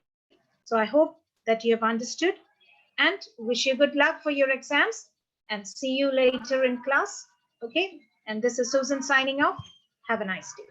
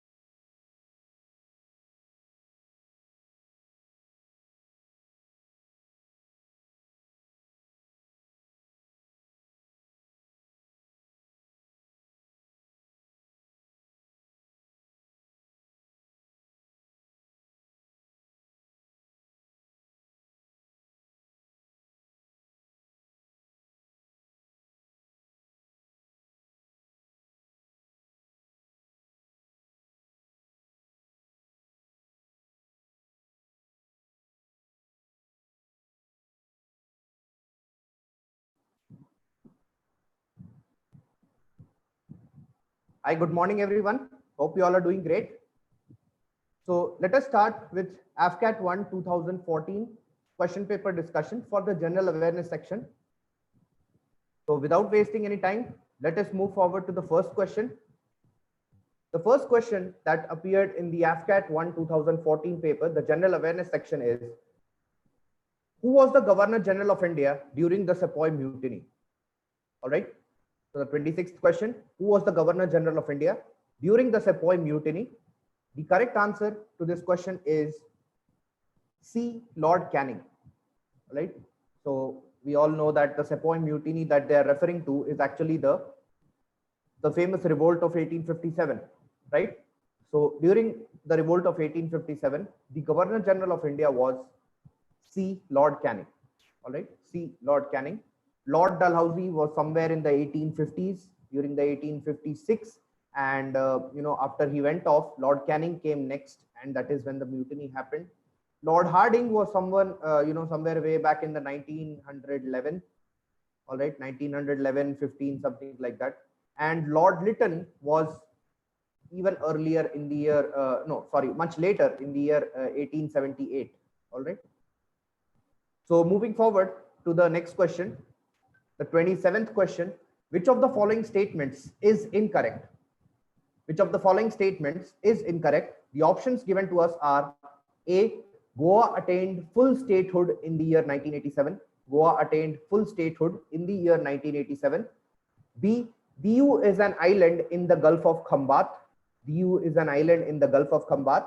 C, Daman and Diu were separated from Goa by the 56th Amendment of the Constitution.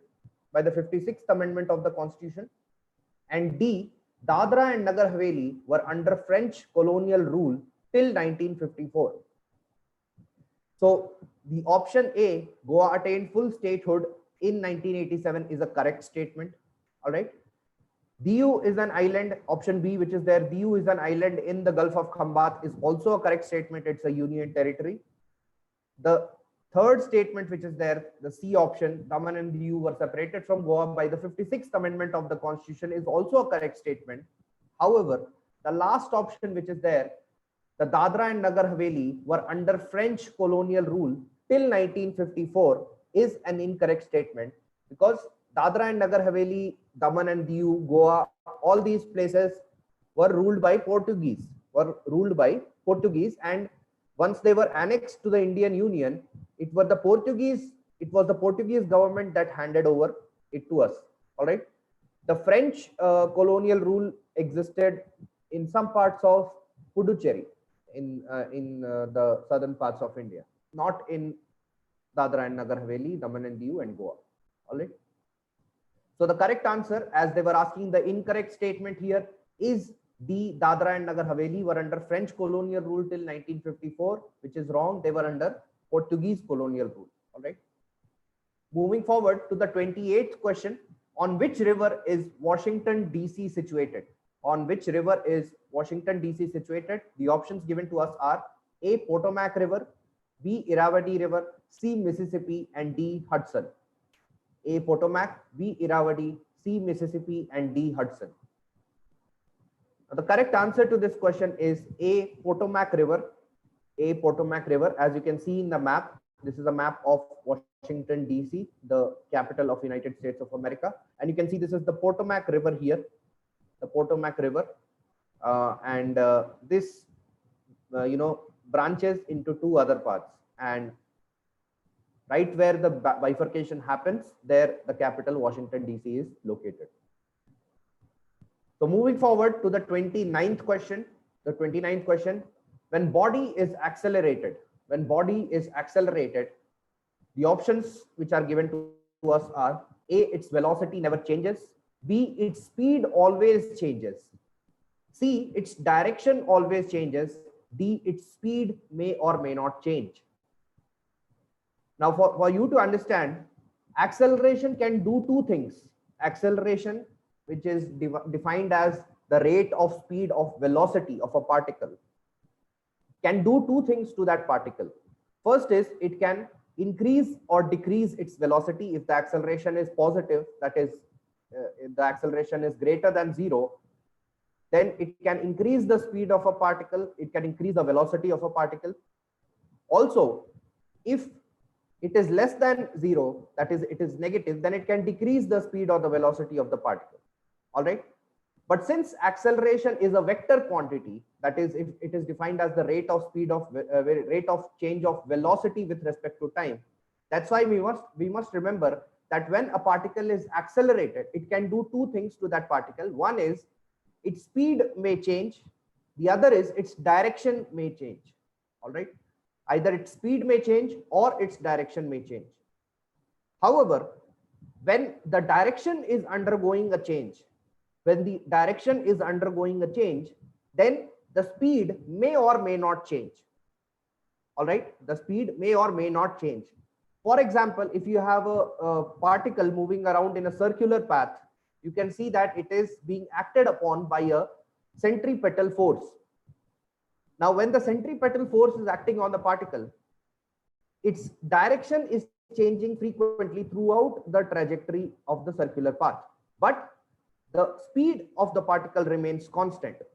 That does not mean that the particle is not accelerated. It is still being accelerated, only its direction is changing due to that acceleration, not the speed. But if another particle is undergoing a linear motion, a rectilinear motion, then if you apply acceleration to it, it may result in changing the direction also. It may result in changing its speed also. All right. So the correct answer when a body is accelerated is, you can see in physics, direction matters. If the direction of motion changes, this could be considered acceleration too, even if the speed stays constant. So the speed may or may not change due to acceleration. All right. Even if the direction is changing, that is also considered as an acceleration. All right. The 30th question, which was asked in the AFCAT 1 2014 section, general awareness section, is which of the following is not an agency of the United Nations? Which of the following is not an agency of the United Nations? The options that are given to us are A. World Bank, B. International Atomic Energy Agency, C. Universal Postal Union, and D. None of the above. So this is a chart, the organization chart of the United Nations. I know a lot of it would not be visible to you. So let me just mark the options that are given to us here. So you can see the first option that is given to us is World Bank. So here down somewhere you can see the World Bank group written. All right. And the next option that you can see is International Atomic Energy Agency. International Atomic Energy Agency, which stands for IAEA. So this is where it is mentioned, IAEA. And then there is the Universal Postal Union. There is the Universal Postal Union, UPU, and you can see this is where it is present. All right. So you can see these are all falling under the fold of United Nations system. So the correct answer to this question, which of the following is not an agency of the United Nations, is none of the above. Okay, D, none of the above. Moving on to the next question, 31st question, which kind of missile is BrahMos? Which kind of missile is BrahMos? Now, if you have seen the AFCAT 2 2014 question paper discussion, there, while I was talking about the Agni 6 missile, I also gave a brief introduction to the BrahMos missile, right? And BrahMos missile is a supersonic cruise missile. All right, it's a supersonic cruise missile. It is world's fastest cruise missile. It has been developed in collaboration with Russia. So BrahMos missile is, the correct answer is B, supersonic cruise missile. Moving on to the next question, the 32nd question, which of the following is not a unit of energy? Which of the following is not a unit of energy? The options given to us are A, calorie, B, joule, C, electron, D, watt. So here is the chart that you can see. It contains all the measured quantities such as energy, force, pressure, power. All of these are mentioned here, and the respective units in which they are mentioned, not all of them, but the SI units are mentioned, right? Only the SI units are mentioned. So you can see the options given to us are A, calorie, which is a unit of energy very much. Calorie is a unit of energy and has the same dimensions, as this one, calorie. Joule is the SI unit of energy. Joule is the SI unit of energy, right? Again, electron volt is very much a unit of energy and has the same dimensions as this one, right? However, watt, as you can see as in the option D, watt is a unit of power, right? It's a unit of power, not a unit of energy. So that's how we can say that out of the options available to us, the only one which is not a unit of energy is D, watt. All right, let's move to the next question. Who among the following Indian rulers was known as the Napoleon of India? Who among the following was known as the Napoleon of India? Now, this is a very common question, and I'm sure a lot of you would know about it, those who have studied ancient history. So the correct answer is B, Samudragupta. The correct answer is B, Samudragupta. He carried out extensively around 5 campaigns in annexing various parts of India, the northern and the southern parts of India. So that's why Samudragupta is regarded as the Napoleon of India. He unified India. That is what is the literal meaning of it. All right. Moving on to the 34th question. Who is known as the Grand Old Man of India? Who is known as the Grand Old Man of India? So you might already be knowing about the drain of wealth theory that was proposed by Mr. Dadabhai Naoroji, who was a Parsi gentleman and a very qualified one. He is the one who first pointed out that the colonial rule of British in India is exploitative in nature. And the reason why it is exploitative is because the Britishers are draining the wealth of India. They are draining the wealth of India. And he proved it through simple economical concepts.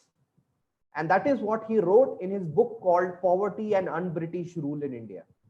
He wrote a book known as Poverty and Un-British Rule in India, in which he proposed the theory known as the drain of wealth theory, and he proved to the world that the British rule, the British colonial rule in India is exploitative in nature. And it is carrying out the economic drain of India.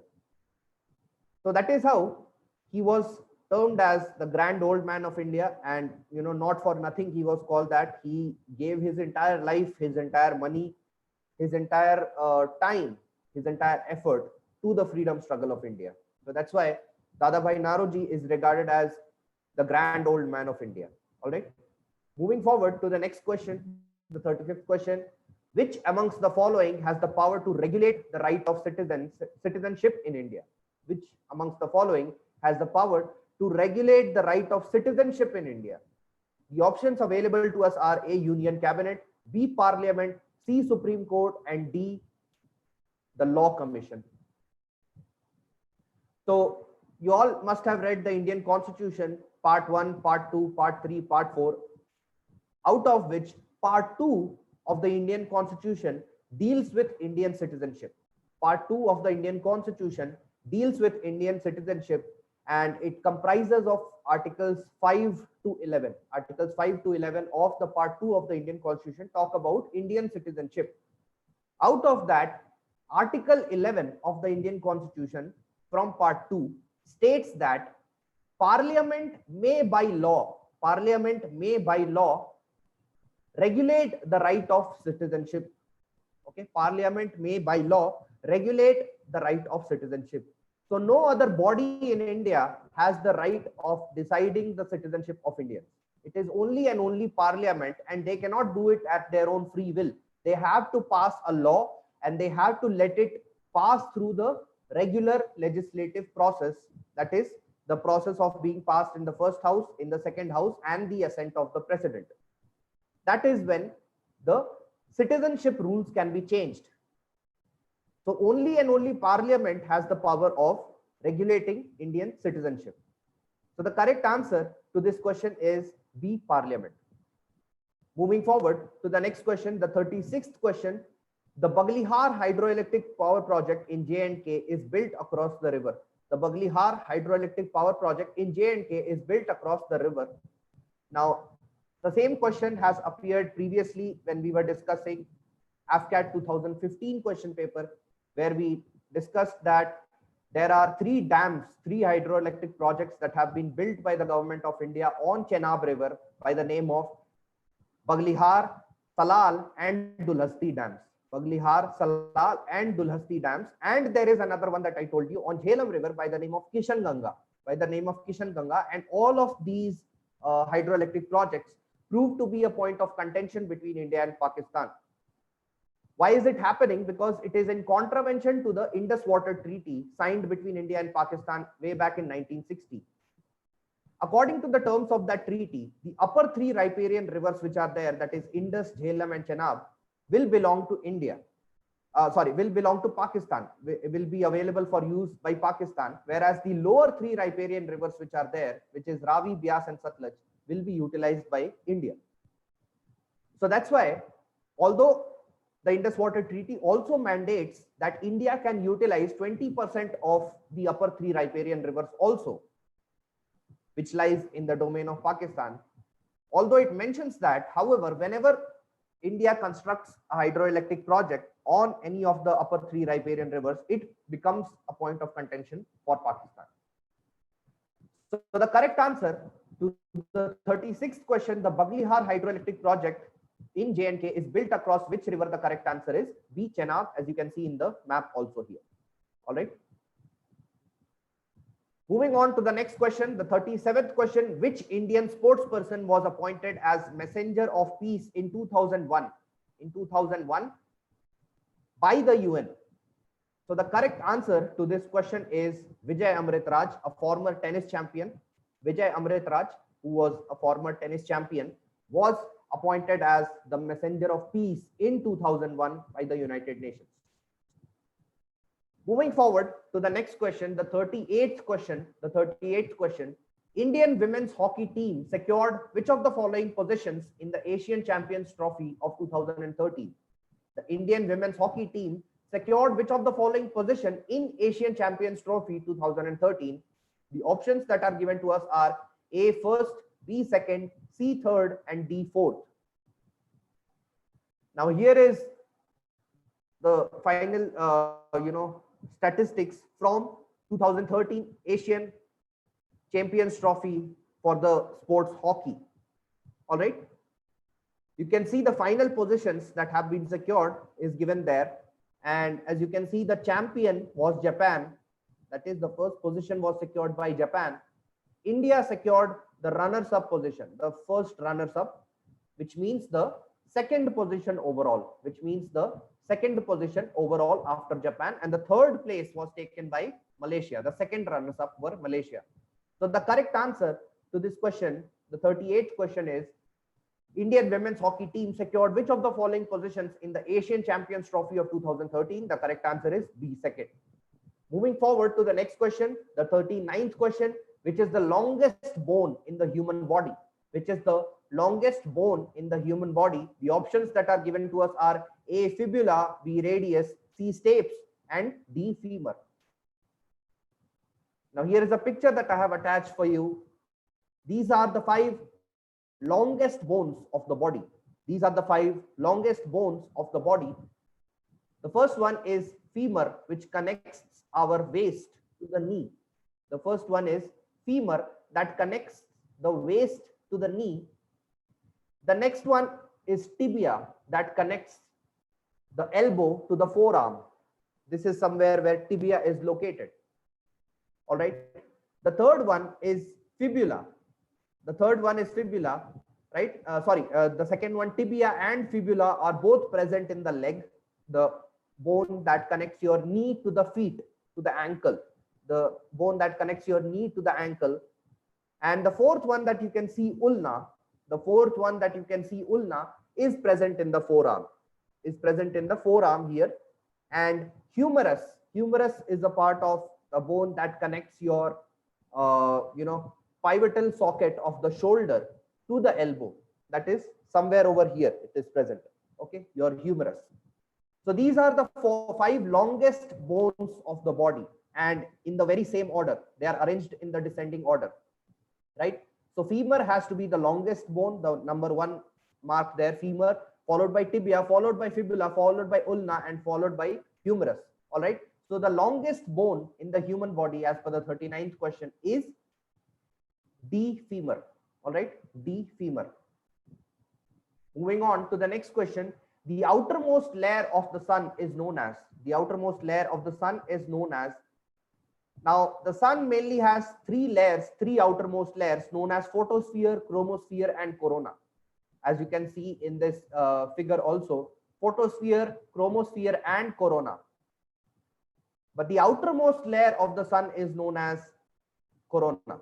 Okay. So the correct answer to the 41st question of the general awareness section of 2014 AFCAT 1 paper is A, corona. All right, let's move to the next question, the 42nd question. A US team of scientists has found that the mechanism responsible for aging process is located in. A US team of scientists has found that the mechanism responsible for aging process is located in A, inside the face, B, inside the skin, C, inside the brain, and D, inside the heart. All right.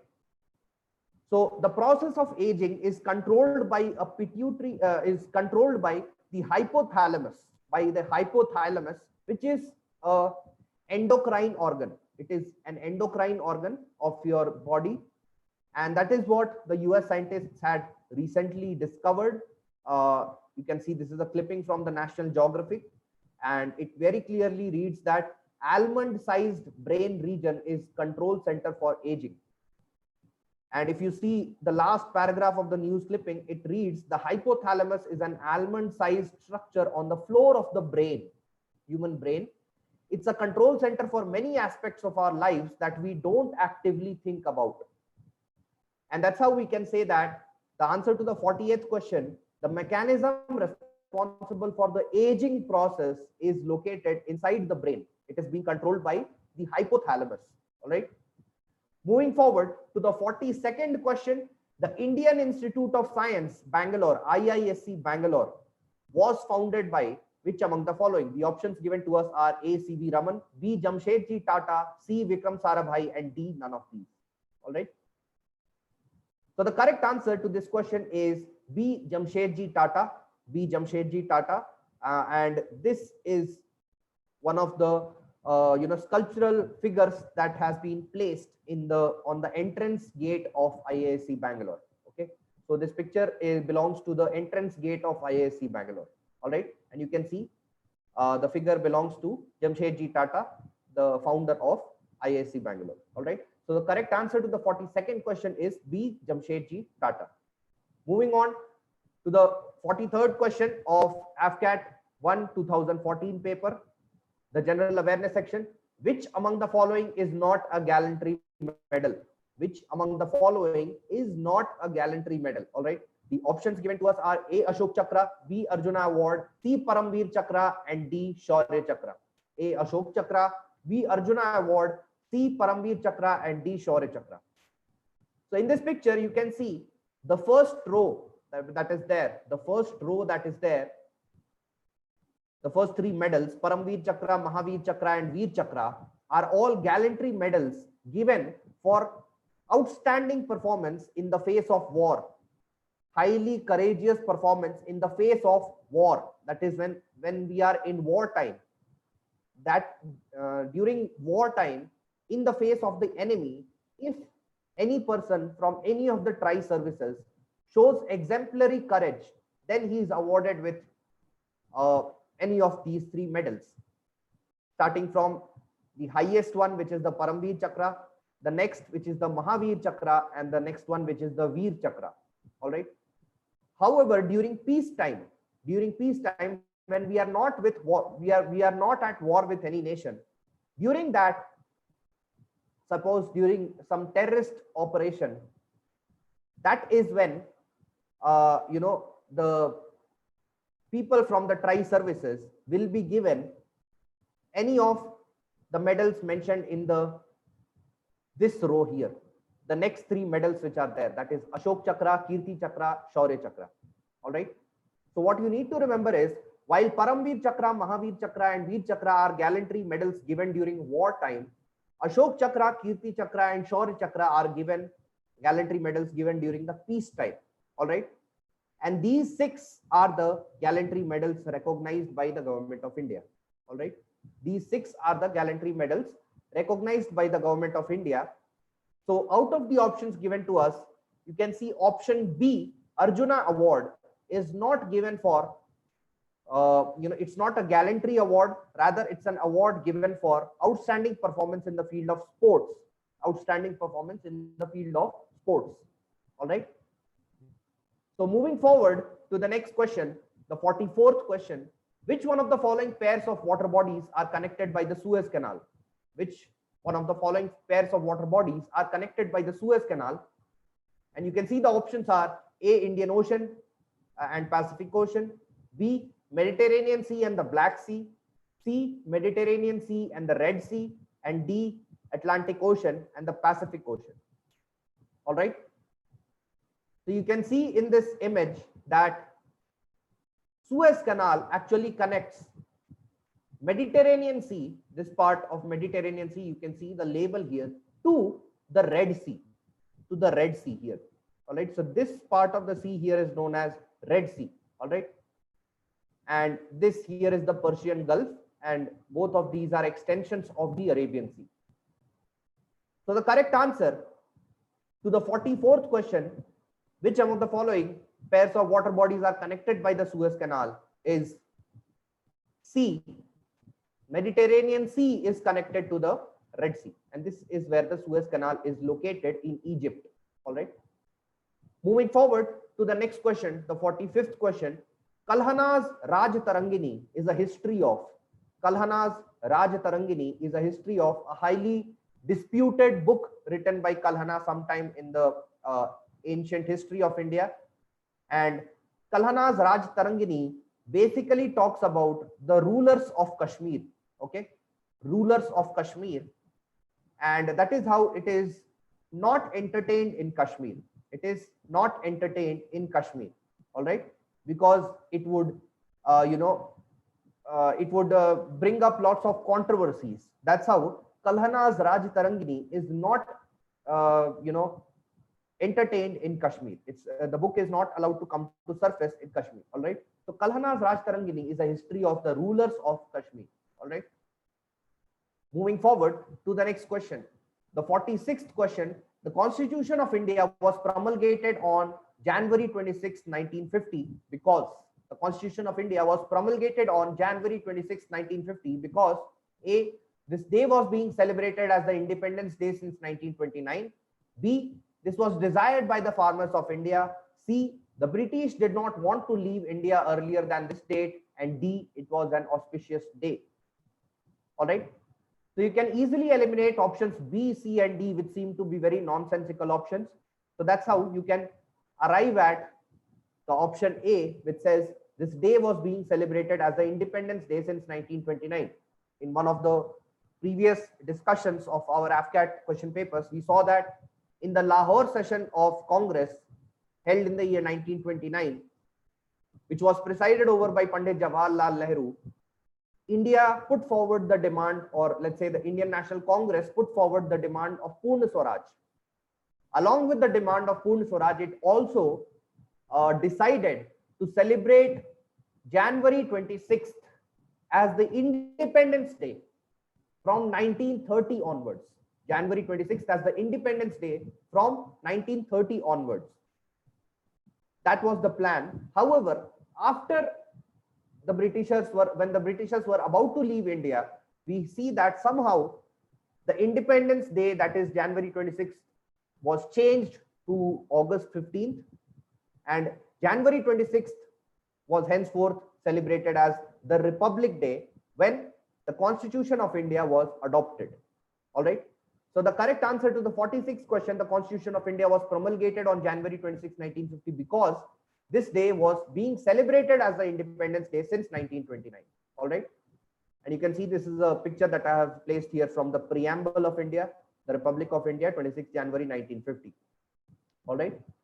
So moving forward to the next question, the 47th question, which of the following is not correctly matched? Which of the following is not correctly matched? You can see the options given to us are A, Indonesia with Jakarta, B, Maldives with Male, C, North Korea with Seoul, and D, Zimbabwe with Harare.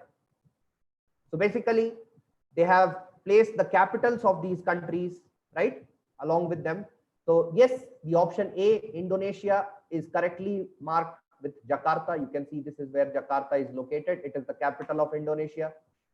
And at the same time, you can see the next question, the next option, which is there is Maldives with Male. So yes, you can clearly see that Male is present here and it is the capital of Maldives, right? And the next option is North Korea with Seoul, which is an incorrect option, because you can see the capital of North Korea is Pyongyang, while that of South Korea is Seoul. All right. So the capital of South Korea is Seoul. All right. And it has been matched incorrectly with North Korea. Okay. So for North Korea, the capital, as you can see in the map here, is Pyongyang, while that of South Korea is Seoul. All right. So that is perhaps the option that we are looking for, but just to be content, let's look at the option D that is given to us also. And you can see Zimbabwe, and the capital of this is Harare, located here. All right. So that's how we can say clearly that the correct answer for the 47th question is C, North Korea, which has been matched incorrectly with Seoul. All right.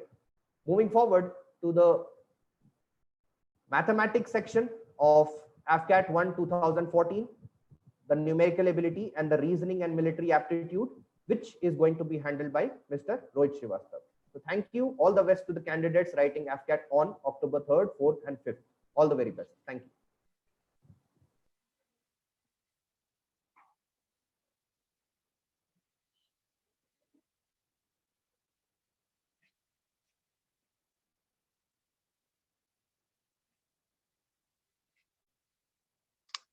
Okay, so thank you, sir, for finishing pretty good that GS portion. And now we will deal with our next segment.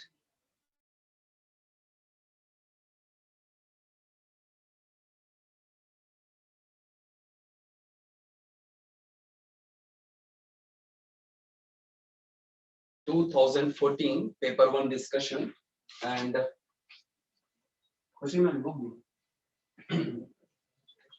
so we will start with the AFCAT 1 2014 paper, and I am Rohit Srivastava.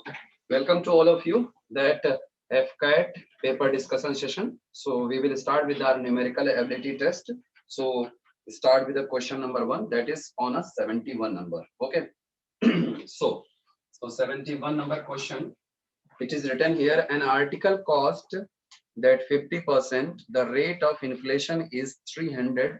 What will be the cost of the article after 2 years? Okay.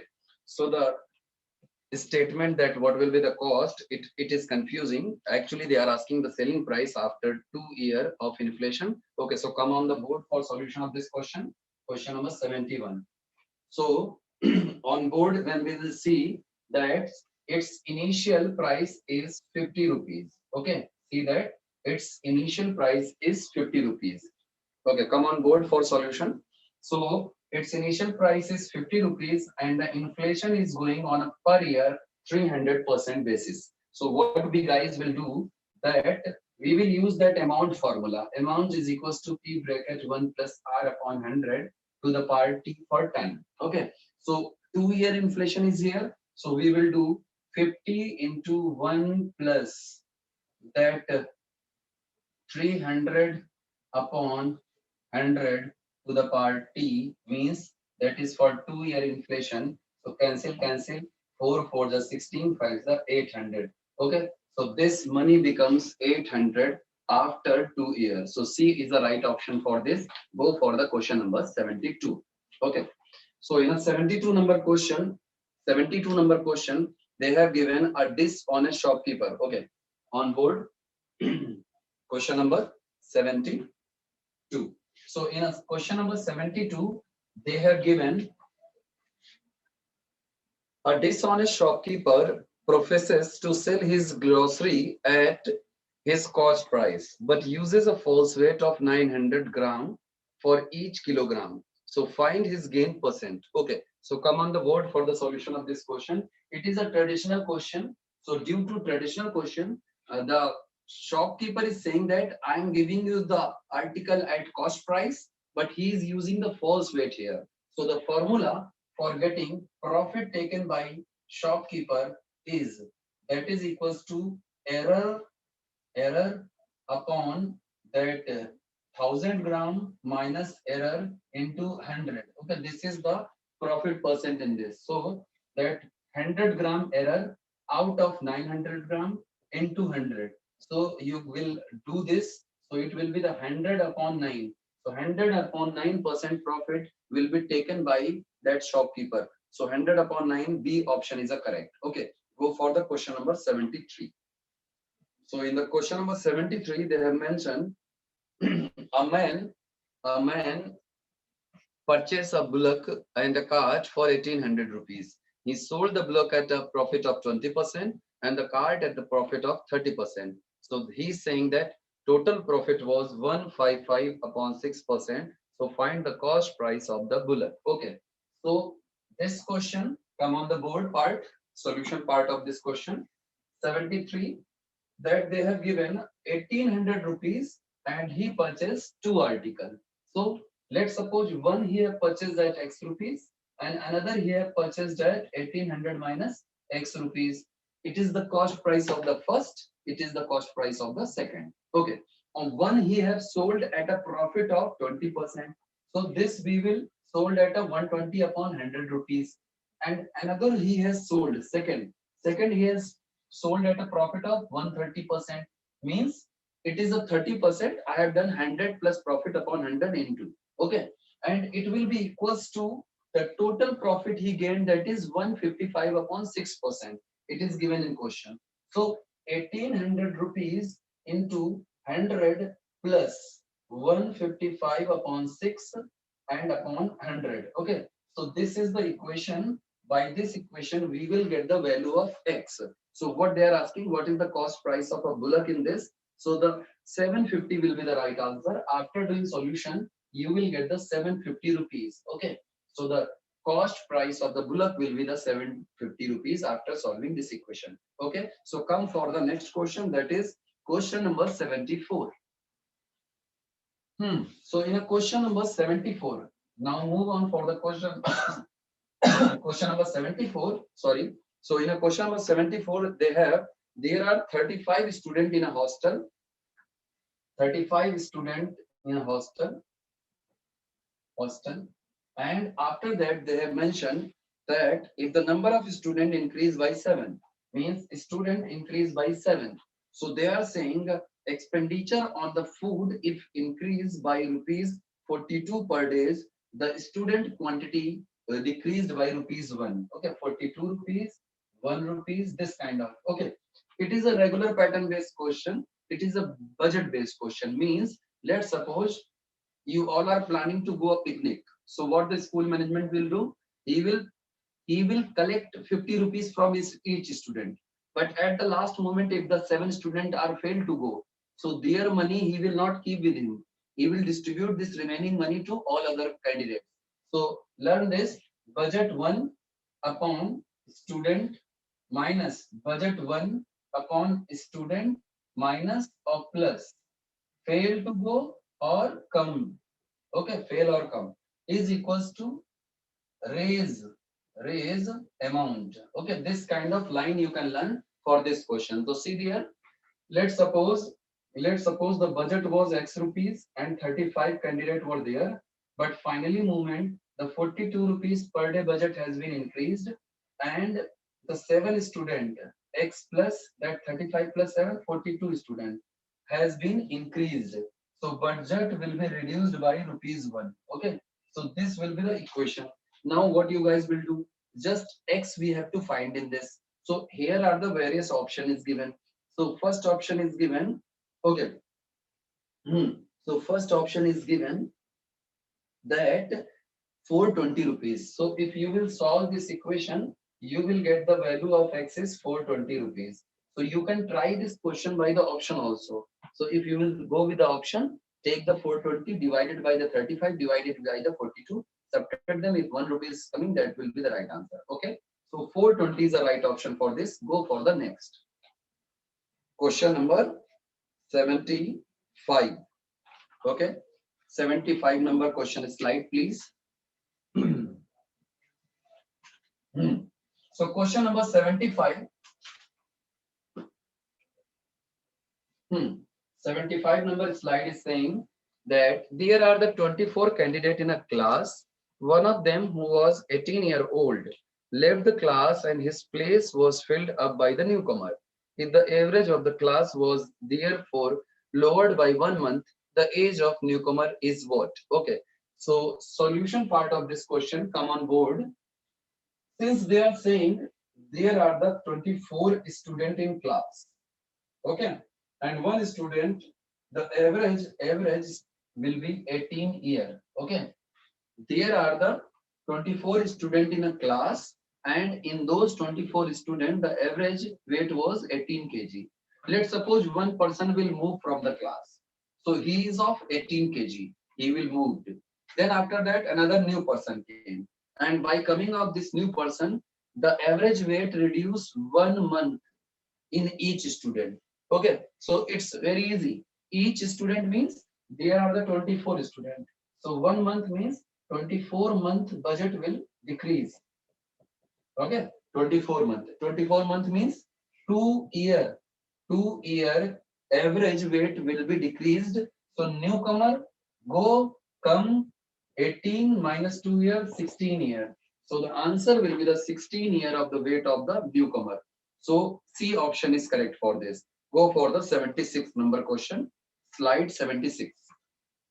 Mathematics 76. So in a question number 76, that slide is saying the two natural number whose sum is 85 and the least common multiple is 102. Okay. So it's again easy question 76. So come on, solution part of this question. Since they are saying a two number whose sum is 85 and their LCM is coming, that is 102. Okay, it's comfortably they are saying that it is given in 4 option. You guys can continue with the 4 option, and in which option whose sum is 85 and LCM is this 102, that will be right option. So if you will pay attention on option, the D option. So it is 51, 34. So if 51 plus 34 it will be 85, and you can see that 51 is a multiple of 102 and 34 is also the multiple of 102. Okay, so D is the right option for this. Can we go for the next? That is question number 77. Okay. So in a 77 number they are saying in a fort there were sufficient food for 200 soldiers for 31 days. After 27 days 120 soldiers left the fort. How many extra days will the rest food will last for the remaining soldier? Okay, so see that actually in a fort. Okay, now on the board part. Okay, since they are saying there were 200 soldiers. Okay, and they have food for 31 days. Hmm. And after 27 days, means after 27 days, after 27 days, 120 soldier went out. Okay, see that. If you are sitting in a home and you are the 200 candidate and you have a food for 31 days. So let's suppose at the final moment 27 will go. So how many days food will left for? That 4 days, 4 days. So it means we have a 200 soldier, 4 day food left with us. Now at the final moment 120% has moved from our home. So how many person are left? 80% are left. And 80% are left. So how many days food will last? X. So that what formula I'm using? That is M1D1 is equals to M2D2. So what you guys will do? Just do the cutting. 4 2 ja 8, 2 10 ja. So X is coming 10. So for the remaining 80%, 10 days food will be lasted. Okay, 10 is the right option for this. Okay, so move on for the next question. That is question number 78. In a 78 number question, it's a number system related question. So they are saying in this question, yes, they are saying in this question that 10 is added to a certain number. The sum is multiplied by 7. The product is divided by 5. And 5 is subtracted from quotient. The remainder left is half of 88. Okay. So lengthy line they have given. So these lengthy line on the board, please see here. So read the line carefully and go for the solution on board. Okay. See that. The first line, 10 is added to a certain number. Then sum is multiplied by 7. Then product is divided by 5 and 5 is subtracted from the quotient and it will be equals to half of 88. See, everything they have given. Just you have to solve it. Okay. So what you guys will do here, that is 44 and 49, 7 and 5, 35, x plus 10. So x is equals to 25. Oh, sir, the 25 is the right answer for this question. You can deal this question from the option also, but manual also it will take this much time. Okay, so go for the next question. That is question number 79. Okay, 19% went. So in a 79 question, 19% went to a hotel for a combined dinner party. 13 of them spent 79 rupees each on their dinner and rest spent rupees 4 more than the average expenditure of all 19. Okay, so total money spent by them. Okay, so come on the board for the question number 79. Since in a 79 number question, they were mentioning 19% are here. Okay, let's suppose if you will say to me, each person are spending X rupees per head. So total money spent is 19 X rupees. Now the next thing is what? From that, they are saying 13 spending 79 rupees. So 13 candidate spending 79 rupees. So how many candidates are left? 6 candidates are left. So 6 candidates are spending 4 rupees extra from average. Means they are spending X plus 4 rupees. So now you guys what can do? You can solve it, get the value of X. X is the average money spent by them. Now they are not asking average money, they are asking total money. So what you guys can do, total money is a multiple of 19. Just divide each option, which will cancel by 19. That will be right answer. So here, that if you will just calculate this one, so you will get the option D, that is 80.25. 80.25 is the value for X, which is none of these. D option is correct. Okay. So can we go for question number 80? 80. So in a 80 number question, they have mentioned, okay, in a 80 number question, they have mentioned that is written, 2 typists of varying skills can do a typing job in a 6 minute. If they work together, if the first typist type alone 4 minutes, another typist 6 minutes, they would be left with 1/5 of the whole work. Okay, how many minutes will it take to type a slower typist to complete the work? Okay, come on the board for solution of this question. So it is easy one. Because they are saying two typists are here. So one typist will finish the work in a 1/x days, another typist in 1/y days, and the both typists will finish it into the 6 minutes. So this is our first equation. Now the second equation is, if the first typist type alone for 4 minutes, second typist type alone for 6 minutes. So 4/x plus 6/y is equals to, they are saying 1/5 work of whole will be left. So means 1 minus 1/5. So it will be 4/5. So when you will solve these two equations, so they are asking a slower typist number of days. Okay, just you can multiply this by 4, subtract it, 4 minus 6 minus 2/y, then 4/6, 4/6 minus 4/5. So 5 for the 20 minus 24 minus 4/30. So if you will go 2 to the, so y is coming 15. Okay. So when you will put the value of y, you will get the value of x. So what they are asking in this, one is getting in a 15 minute. So they are asking a slower typist number of time taken. So B option is correct, 15 minutes. Okay. So can we go for the next question? That is question number 81. Okay, question number 81. In a question number 81, they have mentioned a bag contains 25 paisa to 50 paisa 1 rupees coin. There are the 220 coins in all the total amount in a bag, and its cost will be the rupees 160. So A have a thrice as many as 1 rupees coin as their 25 paisa coin. So what is the 50 paisa coin? It's typical question. So please pay attention on board. Okay.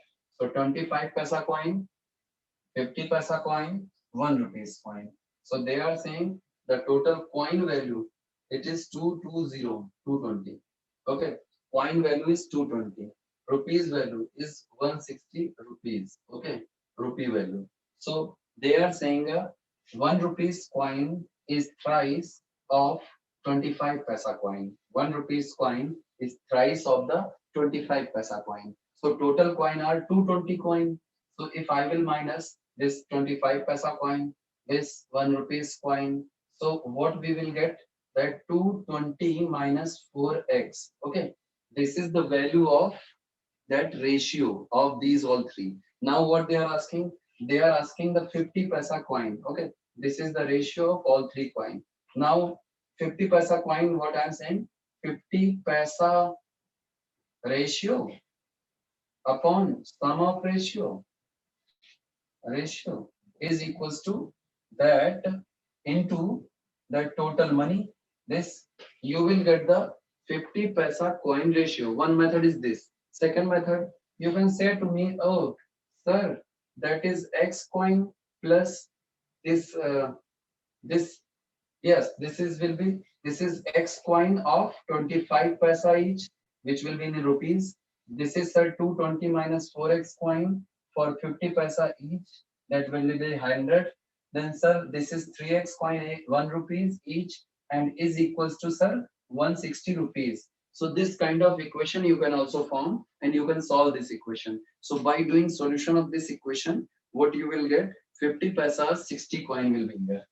50 paisa 60 coin will come from it. Okay, so the answer will be the 60 coin of 50 paisa. So can we move for the next question? Question number 82. Okay, 82 number, the sum of the two number is equals to thrice their difference. So if the smaller is 10, they are asking other number. It's a baby question. So come upon the board. It will give you the 30 or 20-second solution method. Okay, see that one number is, small number is 10. So sum of number is equals to thrice the difference of number. See that how easy it is. Sum of number means let the first number will be x, and the smaller number they have given 10. So x plus 10 is equals to 3 times of x minus 10. So x plus 10 is equals to 3x minus 30. So 30 will go this side, 40, and this will go this side, that is 2x. So x is coming, yes, it is coming to 20. So the number, bigger number is 20. So maybe its option is not given. So D is a right answer, that is called none of these. Okay, can we move for the question number 83? 83 number question. So the question number 83 is saying A person repaid rupees 22,500 after 10 years of borrowing a loan at 10% per annum simple interest. What is the amount he take as a loan? Okay, so come on the board for this question solution. So here we will use amount is equals to principal bracket 1 plus RT upon 100. Okay, this kind of formula we will use here. So in this formula, what we will do that first thing we will put amount that is 22,500. Okay, that is principal is P, that is 1 plus a rate of interest, that is 10. Then after that timing is 10 year upon 100. So that principal we can get here. So it is 112, so it will be 11250. So the principal he repaid, that is 11,250. That is B option. So B option will be correct for this. So now move for the next question, that is 84 number question. Okay. So in a 84 number question, what they have mentioned here, see that 84 number question.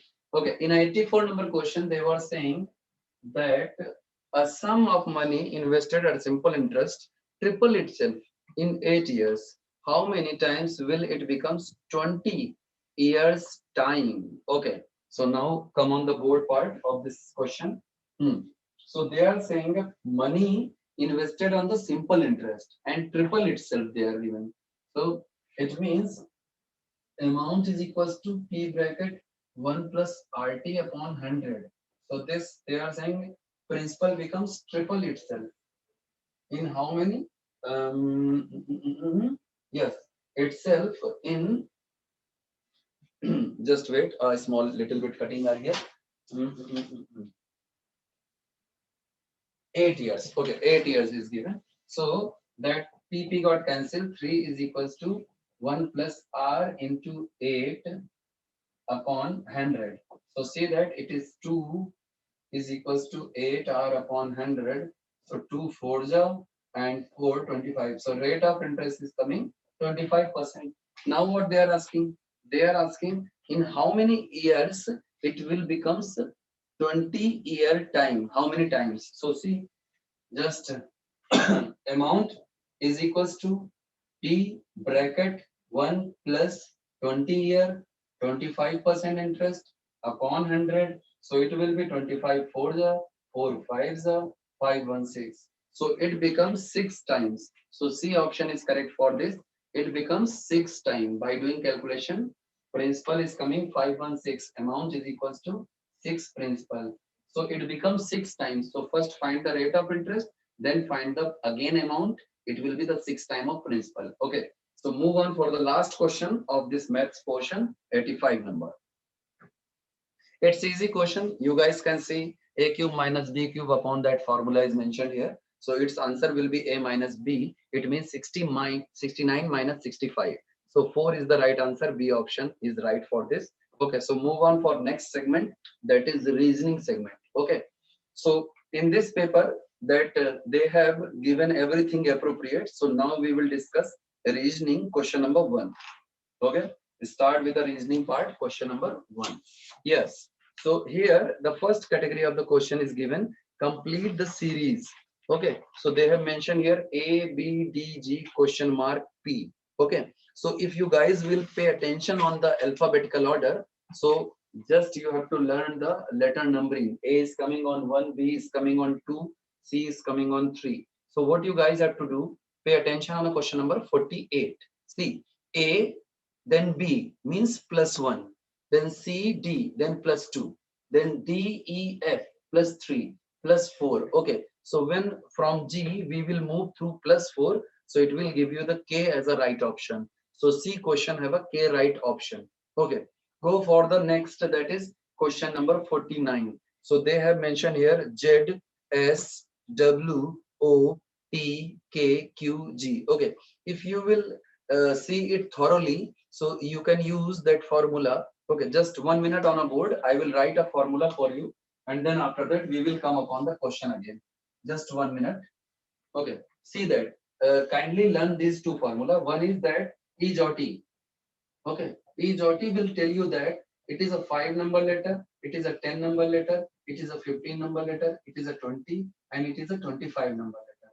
So when you will learn this E jotty, it is a A to Z sequence and letter numbering. Okay. Now come upon the again question, that is 80, that 49 question. Okay. So now come on the question part. Yes.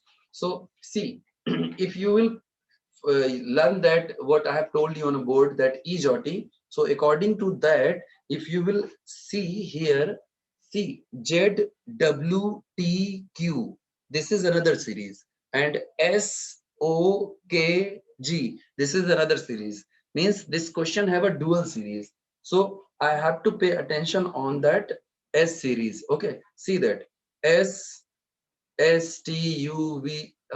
That's S to O. We have a 4-letter minus. O to K. We have a 4-letter minus. Then K to G. We have a 4-letter minus. So G to last question mark. That C will come. So C is present in 2 options. Okay, we have to see first also. So C. Z to W 3-letter minus. Then W to T 3-letter minus. Then T to Q 3-letter minus. Then Q to N. Okay, NC will be the right answer. So B is a correct answer in this. Now go for the 50 number. B, C, D, R, Q, P, L, M, N, T, S question mark. Okay, in a 50 number, if you will pay attention, that each letter are moving one right side. Okay, so last pair will be T, S, R. So C is the right option in this. Okay, move for the next slide. Question number, next question 51. Okay, in a 51, they are saying A is equals to C, B is equals to D, and C is equals to E. So they are asking the code student for. Okay, if you see A is equals to C, they have given. It means A, B, C. Then B is equals to D, B, C, D. It means plus 2 letter. You have to forward and you can make the code. So 51 coding will be student. Its coding will be C option, that is U V W F G P V. Okay, go for the question number 52.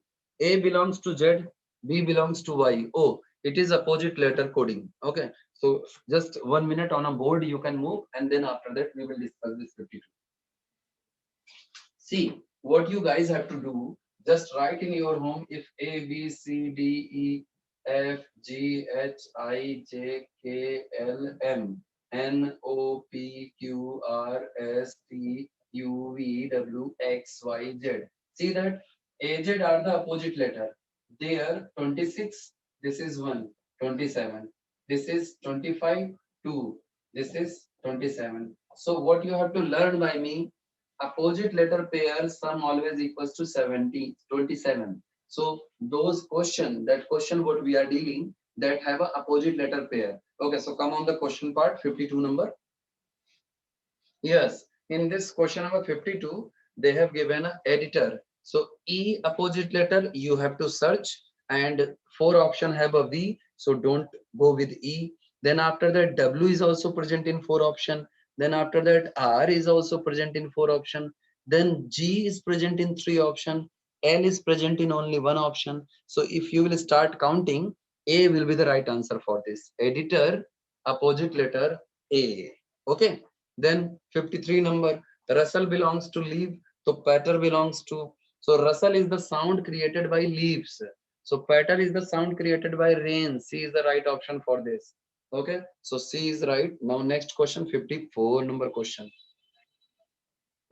So it is also relates with the English, means that we can see that synonym is given. So indiscreet, and its synonym is imprudent. So indisposed, this synonym they are asking. So today I am telling you guys, but at the time of paper, if you don't remember it, so it's your mistake. Okay, reluctant will be the synonyms of it. Now come upon the accident is carefulness. Okay, when the person will do the carefulness, so he will got the, means lack of carefulness, we will meet to accident. So lack of what will create your disease? So I think a lack of in this sanitation. Yes, now the corona sequence is going on. So due to lack of sanitation, we have a disease. A option is correct for this. Come for the 56 number question. Okay, so question, next question, that reasoning next question. So 56 question. Yes, in this question, this is relates with the syllogism part. Okay. So what you have to do in this, I'm reading the question. Three are logically correct, some of which may look factually absurd. Ignore these absurdity and look to the logical correction. Choose the statement which is wrong or doubtful. Okay. So start with the first one. Bird fly in the air. Tree are birds, therefore tree fly in the air. Okay, by the reading of first two statement, yes, three may be correct. Next, a B statement. If we will go through the B statement, so in a B statement we can see some boys steal, all who steal are naughty, all naughty are honest, therefore some boy are honest. Yes, so the B statement is also correct in this. Now pay on attention on the C. All girl like dance, some girls are Indian, all Indian are artists, therefore some artists like dance. Yes, this is also by the Venn diagram, it will be solved, but now not on the board. D option. All liars are not thieves. All thieves are criminal. Therefore, all liars are criminal. No, it is wrong one because liar are not the thief. And the second statement is given, all thieves are criminal. So criminal are also not the thief. So D is a right option in this. Okay, go for the next question. That is question number 57. Okay, yes, in a 57, that same we have to discuss again. That is Ramesh is tall, Ramesh is boy, so therefore boy are tall. Yes, this can be concluded by those two previous line. Okay, but Ramesh is the name of boy, this they have mentioned, but uh, we can't discuss that Ramesh is the name of boy only. Okay, so therefore boys are tall, it is a wrong statement. So A is a wrong statement in this. So I will not read others. Coming upon the 58 number. So in a 58 number, if you will go, they have given in a 58 that all books can read. Yes. Some pencil are book. Yes. All pencil are clever. Yes. Therefore, all clever cannot read. Yes, because pencil are books and clever are pencil. The pencil cannot be read. But B statement, some who fail are stupid. Some criminal are stupid. Therefore, all criminal fail. No, all criminal how they will fail? Some who fail, they are only stupid. Okay, so B is the right option. That in a 58 we have a B answer correct. Okay, now go for the next question. Next slide, please. Because it is a 58 number, so we have to move for the next question category. Yes, 59. So here they have used that statement, assertion, and situation reaction test, this kind of. Okay, so what you have to see, there they have given a statement at our website. You have to read the statement and you have to generate the real idea of answer by reading this statement only. Don't be partial, don't think like a socialist activist or that knowledgeist person. Okay, just read these two lines. So first statement, what I am going to read is, you won't get sweet at any cost. I will not let you eat things that is not good for your teeth. A mother tell her child. Okay, so by looking these three lines, we can say the mother care for her child. Yes, it is a right assumption. Sweets are not good for her child. Yes, she is saying. So we can see it. Then third, third is called that all mother has a authority to decide what her child to eat. Yes, because child are below that 18 year, so their parents have a decision what they should do. Okay, so D is a right for this. All are right statement. So implicit means which can be applicable. Okay, go for the question number 60. Next question. Okay, in a 60 number, if you will pay attention, it is written here, but it seems the public weary of an inactive executive. Okay, in turning to the Supreme Court as a last resort, an article. Read the carefully this line. Clearly, the judiciary cannot provide all answer, but it seems the public weary of an inactive executive is turning to the Supreme Court as a last resort. Okay, here they are saying the last resort is Supreme Court. They are not saying that it's not a No bigger authority than this. Okay, don't use your own brain for this question. Okay, now I am going to start reading statement one by one. Okay, so the first statement is Supreme Court is above the executive. Yes, because they are using the last resort as a Supreme Court. Yes, this is a right statement in this. Now, now, okay. Next, Supreme Court is more active than executive. Supreme Court is more active than executive. Yes, this is written in above line also. Now next, the executive does not have sufficient power. This will be not explained in the option that above option. And first statement, Supreme Court is above the executive. This is also not given in that. So only the second is right. So D option is correct for this. Only second is implicit in it. Okay. So can we move for next question? Yes. So here they are saying it is a classification topic. We have a 5-word pair and we have to tell odd one out from it. Okay.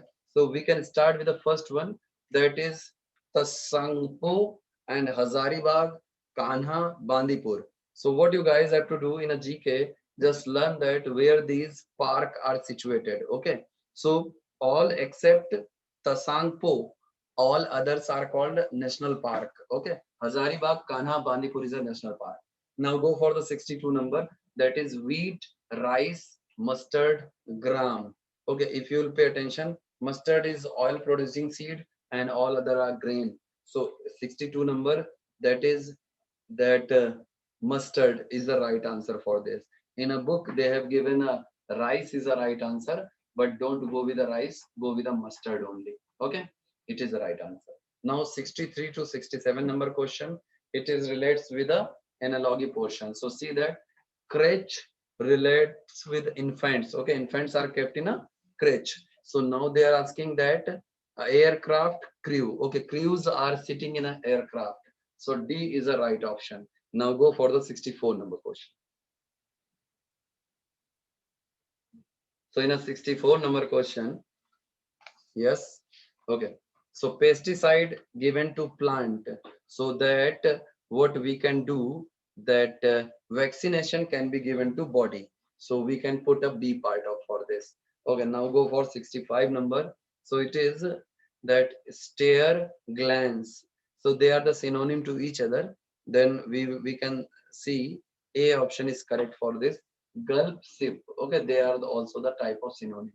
Now 66. Ecstasy, pleasure. Ecstasy meaning, many of students at that time when the paper was going on, so they don't know the meaning of this. So hence only the doubt is arises. So rage and anger, this is a synonym of that same kind of thing. Okay. Now 67 number. Necromancy and ghost. Okay, it means they are saying in a 67 number, necromancy are the profession who deal with a ghost. Now similarly, if you will go that sorcery, so that sorcery deals with the spirit. D is the right option in this 67 number. Now go for the next question. Okay, so in this question they are saying analogy question, firm, flappy, then piquant. Piquant belongs to C, that is bland. Okay, so learn it quickly. Now 69, funk, vitamins. So funk relates with a vitamin. So they are asking that Curie. So Madam Curie, you have read name in 6th class. So she discovered that what, radium. So D is the right option for 69. Now 70, contamination food. Okay, the food poisoning is going to occur by the contamination. So infection, 70 number. So 70 number B option, that is body. So body creates infection. So 70 is the right option for this. Now go for the 71 number. Yes, it is a figure completion. Next question. Yes, 86. So 86 is a figure completion question. What you guys have to do, just complete the figure. So I will just match the answer for you. So that 86, if I will complete the figure by these slant line, so it may be A option. Now 87, if you will complete the line, B option. Okay. Now 88 number. 88 number, if you will complete the figure, if you will pay attention on this, C option will be correct for it. 89 number, if you will pay attention that all the lines you will join question mark place, maybe D option will come. Okay. Now come upon the 90 number question. So in a 90 number question, if you will pay attention, so it is a different kind of question they have discovered in your AFCAT paper 2014. So what you guys have to see, those who are looking at first time, so they are not able to solve the answer. Okay, what the answer pattern we have to mention? See that you have to see the question mark figure. In a question mark figure, they have a horizontal line. So horizontal line and this kind of patch is present in that JQ option. Okay, fourth figure JQ. Okay, so J or Q will any of these two letter will belong horizontal line. Now go for the semicircular diagram, that is LM, third diagram LM. So LM, L or M, any will give you the circular movement or that horizontal line. So LM and JQ. So LM and JQ wordings, we will take the common letter. So the answer D. D have a LQ. So if you guys will go through Q, Q belongs to horizontal line, L belongs to circular design. So LQ D option. Now 91, pay attention on 91. The question mark figure have a white square at upside. So white square triangle. So triangle, is it present in SZ? So S or Z will give you the that triangle. So as how I will clear it? So diagram number 3, diagram number 4 have a Z, have a upper circular dot. So that S belongs to triangle. So triangle S, and then after that, now go for the rectangle. First diagram have a rectangle at top and single lining. Fifth diagram have a rectangle at top but single lining, and both have a DN. So D belongs to rectangle with single lining. So it means M is the for square. So M, and earlier we have discovered that S, SM, C option is correct for this. Okay, now go for the 92 number question. The B option is correct. Now go for the next slide, 93 number question. Yes, in a 93, if you will pay attention, so by matching it, you will get the A option is correct. That is BF will be the right option for this. Okay, now move for the next question. Okay, if you will see here, odd one out they are asking. So those guys who are perfect in this, they can easily see that in a 94 number, C is a odd one out. Okay, so 94 number, C is odd one out. Now go for the 95 number. See that here is a two common portion, two common portion, two common portion, but B diagram have all three common portion. So 95 number, B diagram is right option. Go for the next question. Okay, see here it is a 96 number. If you will pay attention on the pattern of this square box, so if you will see the movement, don't go like a series. So if you will pay attention on this, it will be D option is correct for this. Okay, so 96 number, D option. Now 97 number, see that square, rhombus, hexagon, pentagon. So which may be odd one out. So if you will pay attention, that pentagon have a odd number of sides, other have a even number of sides. So we can say that D is a right option for this. Okay, go for the next question. 98.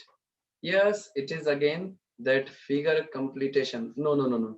Oh, it is embedded figure diagram question. So embedded figure, so we have to pay attention. 98 number, if you will just search the following answer figure A, B, C, D. So 98 number, this figure is hidden in D. So D will be the right answer. Now the 99, if you will pay attention, A, B, C, D. So see that C is the right option for this. So C is the right option. Now 100 number question, if you will pay attention, this kind of triangular line parallel bottom. So A is the right option for this. Okay, so A will be the right answer for 100 number question. So now guys, this paper has also been over. So I am Rohit Srivastava and going to finish this AFCAT for 2014 one reasoning and mathematics part. So now you guys, all the best for your tomorrow paper and be prepared about that.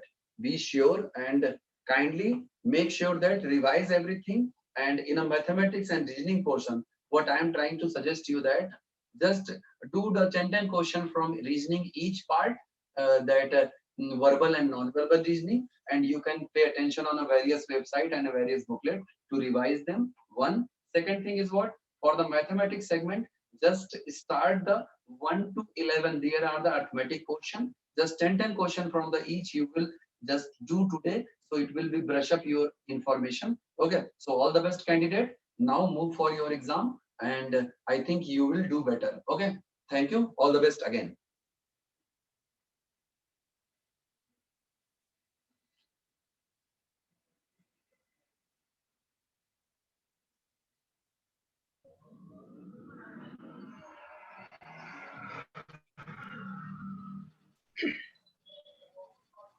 Good afternoon, everybody, and welcome to the afternoon session. I'm Susan. I'm a trainer of the British Council, and I take classes for the competitive sectors. And in this session, we'll be discussing the AFCAT 1 2013 questions. And as I always say, always understand that you have to pay due importance to your core papers, but please do not ignore the general papers, namely the numerical ability and the verbal ability. Numerical ability, many of you might already be well versed in it because it is part of your subject. But after the 10th standard, there is a general tendency to ignore verbal ability or English, and it's being sidetracked. So the blow comes when you start attempting or when you present yourself for competitive sectors, because verbal ability is the core, is one of the general papers there, one of the most important general papers there. So it is not just sufficient enough to recall what you have done in school level, but actually you have to practice what you have done. Recalling itself will not help. Okay, because in schools you might have been focusing more on the literary part, but here you have to give a little more importance to your structural element as well. And we know that with the modern system of education changing day by day, in our days we were giving a lot of focus and importance to traditional grammar, but nowadays that traditional grammar has been replaced by functional grammar and usage of vocabulary.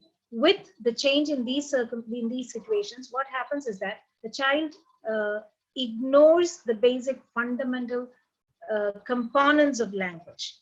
And after a big break, not purposefully, definitely I will say that it's not purposefully, but from the 10th standard onwards, because more importance is given to other papers, up till the 10th standard, definitely you will be paying utmost interest in English in order to score very well for your board exams. But after that, English is slowly sidetracked, and even if you study it, it will be focusing more on a literary text than on the basic, what do you call it, grammar part or the structure part of the vocabulary. So there you have to pay a big price when it comes to facing of the competitive exam.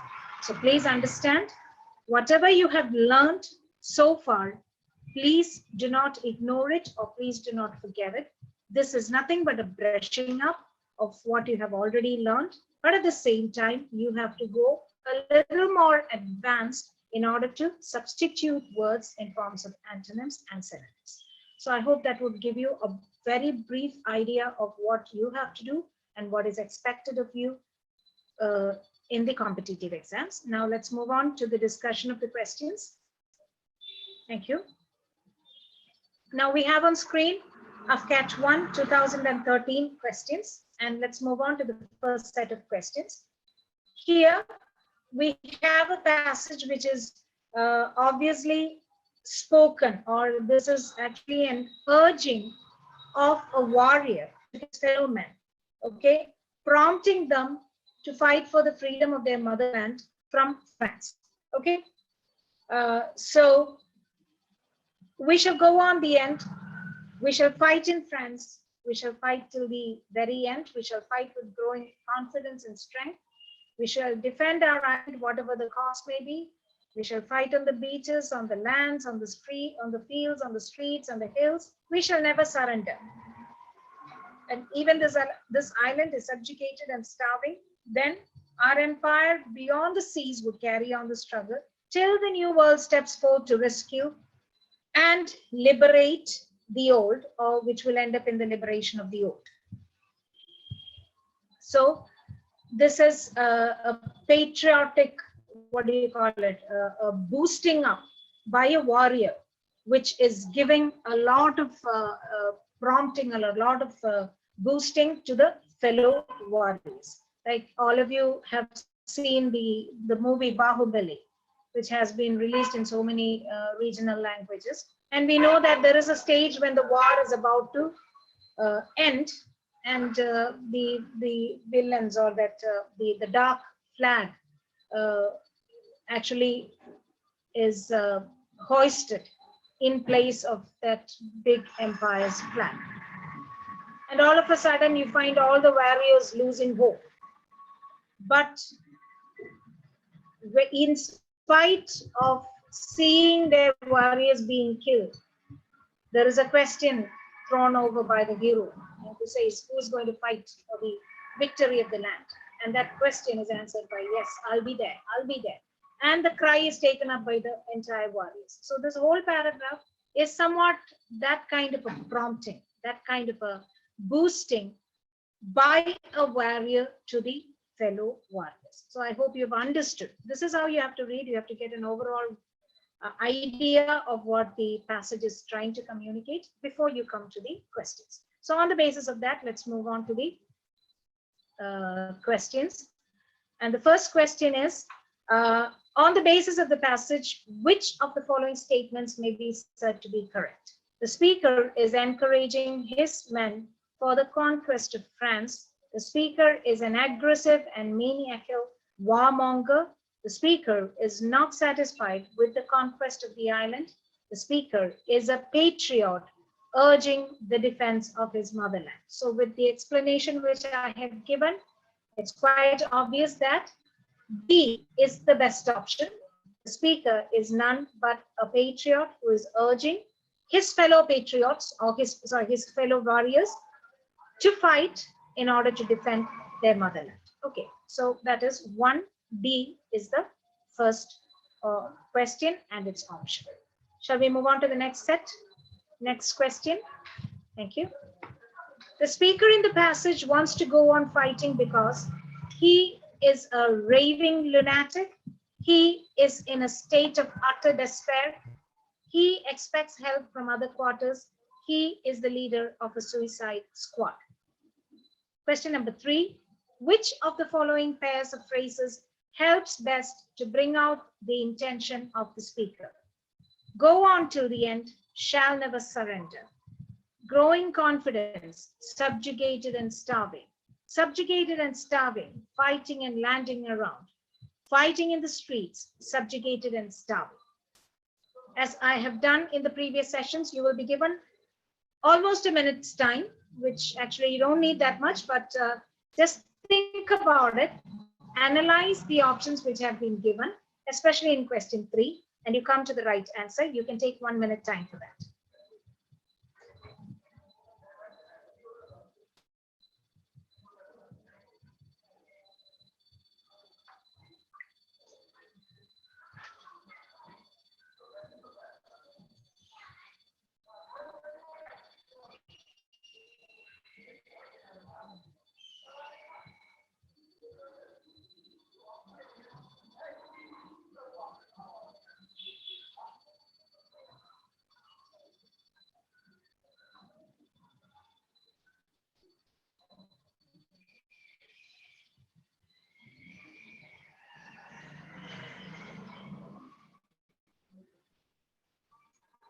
So obviously, I believe that you've come to the answers. The second one, the speaker in the passage wants to go on fighting, not because he's a raving lunatic, not because he's in a state of utter despair, but because he expects help from other quarters, and definitely not because he's the leader of a suicide squad. So in the pretext or in the context of that passage, we can assume that C would be the most appropriate conclusion or most appropriate reason for the speaker in the passage to go on fighting. Now moving on to question number 3. Which of the following pairs of phrases help best to bring out the intention of the speaker. Among the phrases given below, which is the best phrase which describes the intention of the leader? And here, question number 3, the first one, that is, go on till the end and shall never surrender. Okay, in spite of all the obstacles, in spite of all the hurdles, keep on continuing your fight against the enemy for the freedom of your motherland, and definitely you will win the war. So it's not, it obviously it is growing confidence, but not just confidence, a little more of that is required. And there is no, what do you call it? Starvation is there, but they have been more focusing on the lack of surrender or never to give up. Okay, in spite of all the other hardships, all the other things, all the other options B, C, and D are focusing on the obstacles which can come in the path of victory. Okay, so I hope that is clear enough. Now, shall we move on to question number 4? Question number 4 onwards on the screen, please. Thank you. The passage consists of repetitive patterns in syntax and vocabulary. The effect of the style is that it reveals the speaker's defects in giving a speech, produces the impression of bad poetry, conveys the speaker's helpless situation, reinforces the speaker's basic instinct.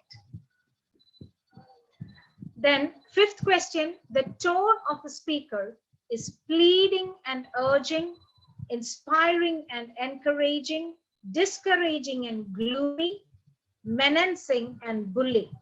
I think 5 is clear enough. You might not need an explanation there because all the terms are pretty simple. But when coming to the 4th question, you have some of you who have not taken English as their main language might find a small difficulty in the words such as syntax. Now, what is syntax? Syntax is nothing but word order. For example, for an active sentence, you've got the word order as SVO. And syntax is the word order in an active sentence, whereas OVS is that of an passive sentence. So the word order and how it is arranged, the arrangement of sentences. It can also be known as, somewhat related to agreement of the subject with the verb, etc. Subject-verb agreement, or in other words, it's also known as concord. So syntax keeps on changing according to the concord and the subject-verb agreement, etc. These are all structural terminologies, but at the same time, those of you who are appearing for competitive exams, you must be having a thorough knowledge about it. Okay, now obviously there is no defect, or it is a very good speech, and there is absolutely no defect there, and you cannot call it in the first place as mere poetry, though there are prosaic as well as poetical lines there. Then obviously it is not a state of helplessness which has been projected. So taking all the 4 options into consideration, we can understand that the repetition of syntax, the repetitions of words again and again and again, is nothing but reinforcement of what the speaker really intends. Because, for instance, if you're trying to tell something to a child, you might be telling the child, okay, you have to do this, and then you have to do this, and then you have to do this. Okay, if when you're old up, you have got that sense of, that sense of sequencing in your mind. But when you're really young, sometimes that sequencing will not be coming correctly in your mind. So you may have to repeat what is being said. That is why they say that often good teachers will repeatedly keep on saying. I still remember my social studies teacher in school in the 10th standard. She used to repeatedly say that according to the difficulty level of the question, we could understand whether this question would surely come for the exam or will not come for the exam by the way she repeated the word important. So if she just says, yeah, this is very important, then we know that there is a possibility that it is may not come. Whereas if she says that this is important, very important, and it is most important, so the repetition of the word important itself made us understand that, okay, this is a very important question. This is a crucial question, which is definitely a sure question for the board exam. Okay, so this is the type of reinforcement so that you can drill the truth into the mind of the listener. So that is the main objective. So we find that the speaker is keeping on repeating the words that do not surrender. We have to fight till the end. We have to free our motherland. So it's like keeping on emphasizing the fact so that the listener is filled with that thought, and the thought of winning the war, fighting against the warrior, fighting against the enemy is reinforced in the mind of the listener. So obviously D is the best option for question number 4. Now coming to question number 5, the tone of the speaker is obviously is pleading and urging, but he is trying to inspire this patriotism in everybody's mind. As I differentiated force and persuasion, do you understand? Like force, to force somebody is to have an external compulsion, whereas when you are persuaded, the compulsion or that urge comes from within. So once you have that persuasion from within yourself, nobody has to plead. You feel the urge to do it on your own. So obviously urging might be good, but pleading is not a correct option there. So that is why we cannot take A. And of course, it is not discouraging and it is not gloomy. There is no negativity in the paragraph.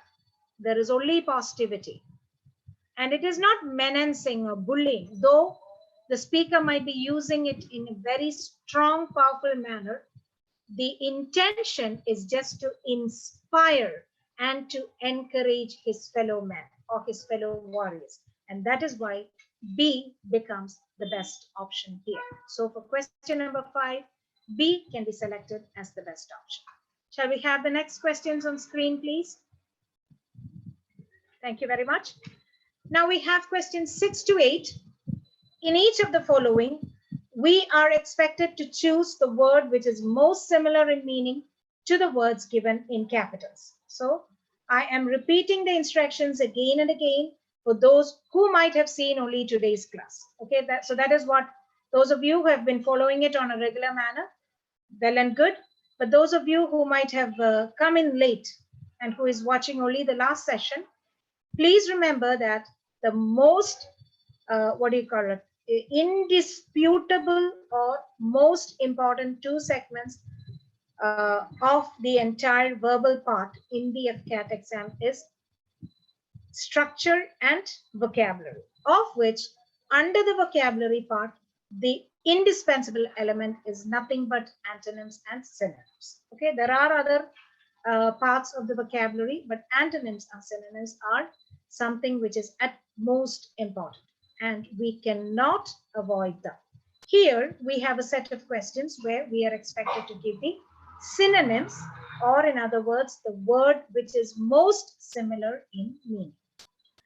Question number 6, you've got meddle, where the option disregard, B overlook, C interfere, and D free. Question number 7, abjure, renounce, run off secretly, abide, discuss. Question number 8, estrange, endanger, to become puzzling, miscalculate, alienate. You are, as usual, given 1 minute time. Go through the question and the given options and select the word which is most similar in meaning to the given word. You can take 1 minute to do that, and I'll be back in 1 minute time.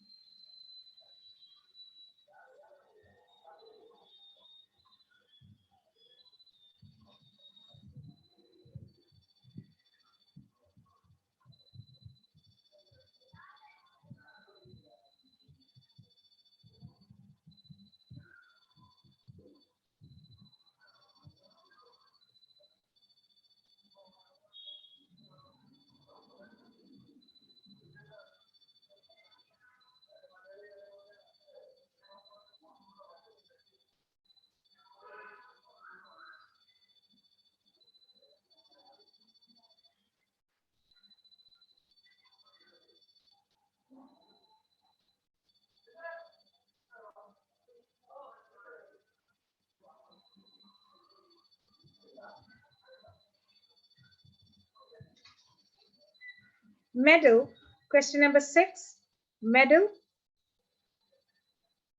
obviously means it's not disregarding something, it's not overlooking something, but obviously it is interfering.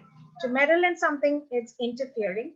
So option, question number 6, we have got C as the best option. Abjure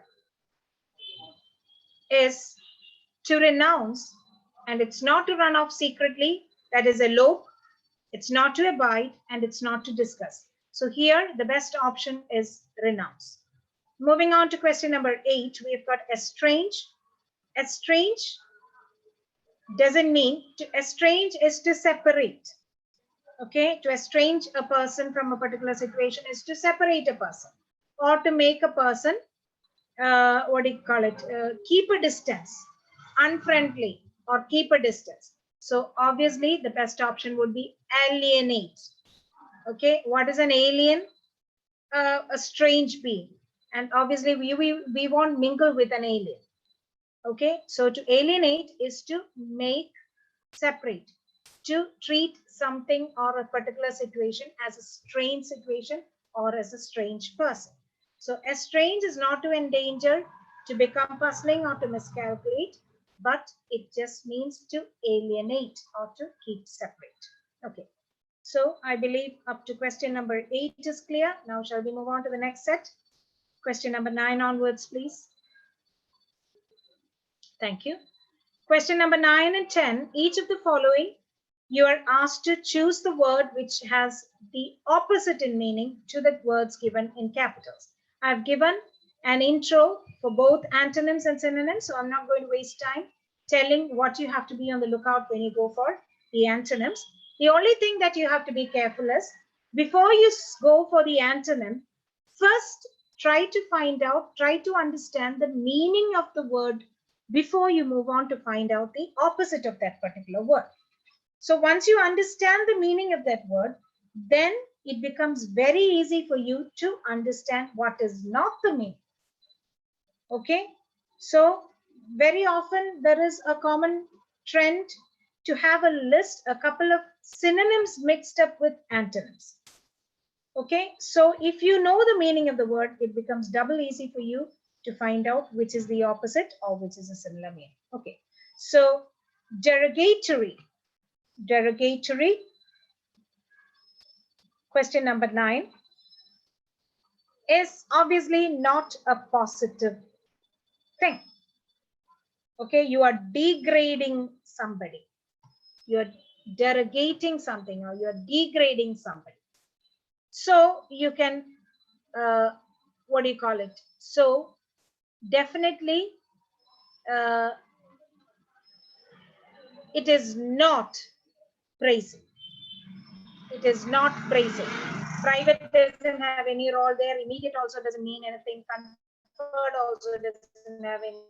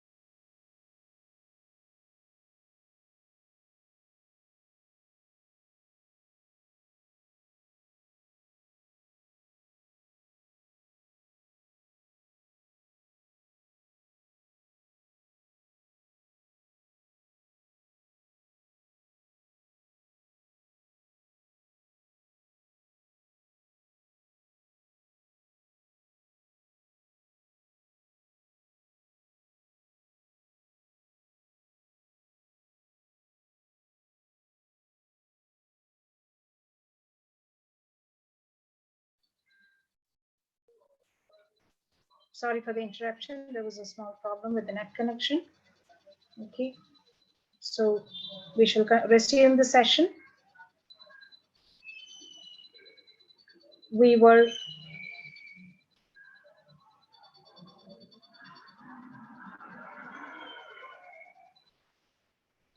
dealing with question number 9. Question number 9, we have already done, and we were discussing question number 10. 10, we know waning. Waning obviously is related to the diminishing of a particular light. So question number 10 here, the best opposite option to diminish or to become small. So here it does not mean to widen, it does not mean poor, it does not mean tight, but the best option here to be selected is C, swell. Swell would be the best option here. Okay, shall we move on to the next question, please?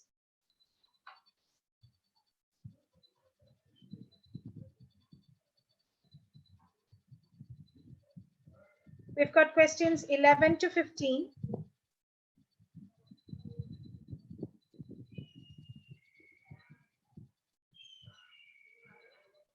Questions 11 to 15.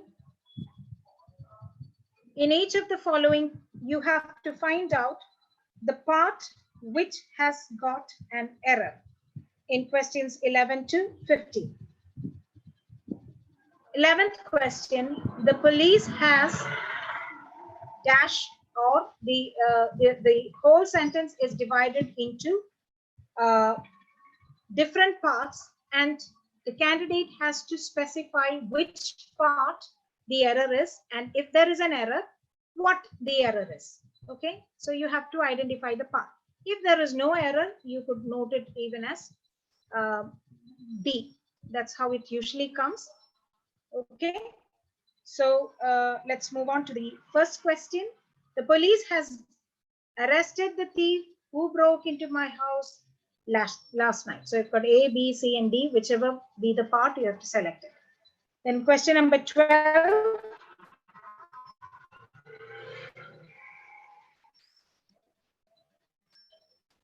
Question number 12, the man who A, they thought to be D, gentleman turned out to be a robber. Okay, so you've got C and D. Question number 13, I told him on his face that he could not hope to pass the medical examination of the service selection board. That is question number 13. Question number 14, Morgan is one of those boys who has expressed willingness for joining the educational tour. So yesterday I had mentioned the pronunciation of the word tour. It's not to, but it is tour. I may spend this summer vacations with one of my friends in the backwaters of Kerry. So as we always do, I'm giving you 1 minute time. Take the 1 minute time, go through the question again and again, and please kindly identify where you have detected the error. So go ahead and take one minute time and find out the portion which has gone wrong.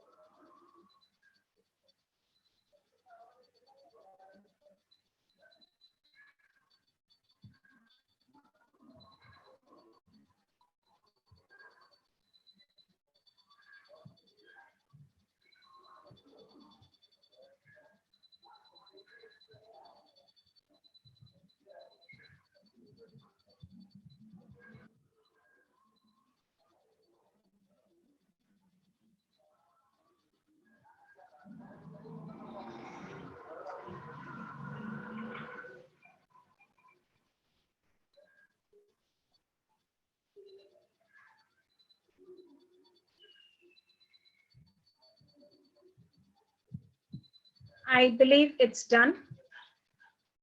Okay, so here in question number 11, the police has arrested the thief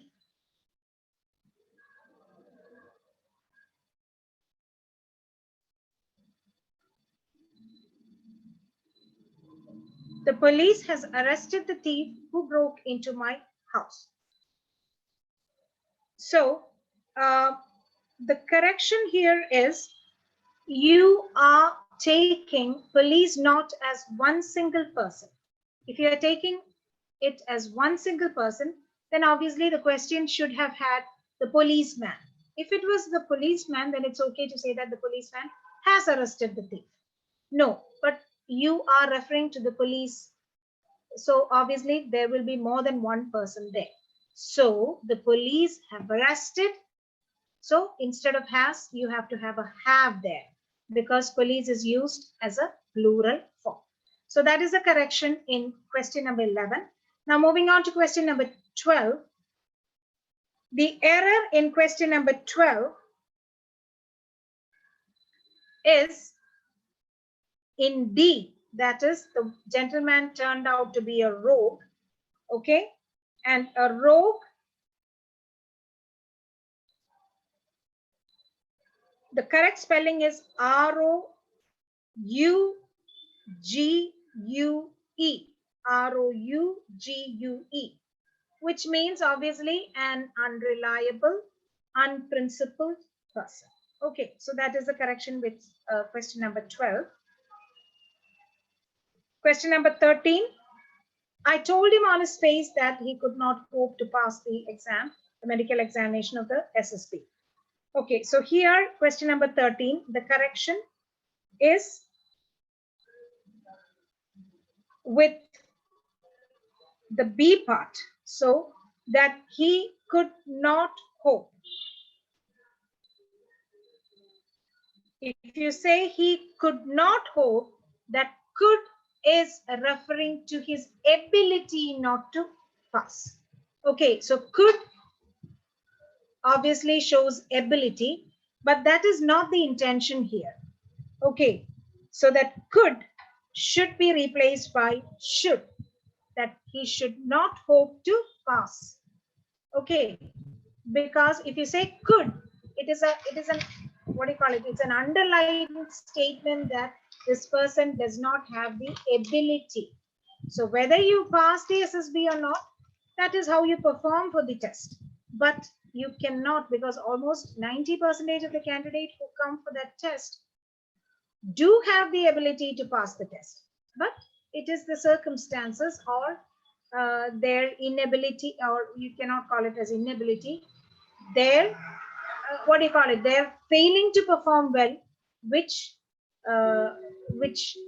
makes them fail. Okay, but that does not mean that they do not have the ability to pass. Okay, so that is it. Then question number 14.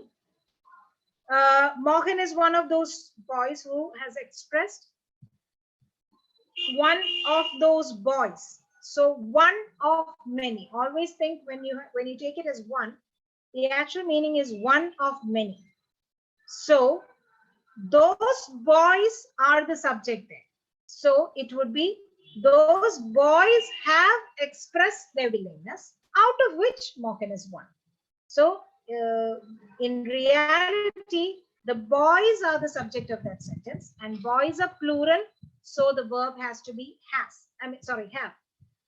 So the sentence is actually those boys have expressed willingness, out of which Mohan is one. So the error lies in B, 14B. Now the last set here, that is, I may spend all this summer vacations. Now one summer, there's only one vacation a year. So the writer or the question is saying this summer vacation. So that is specified. And there is obviously only one summer vacation. There's only one annual summer vacation. So the error lies in B. So I may spend this summer vacation. There is no need for an S there. Okay, so I hope it's clear enough. Now, shall we move on to the next set? Question 16 onwards, please. Can we have question 16 onwards?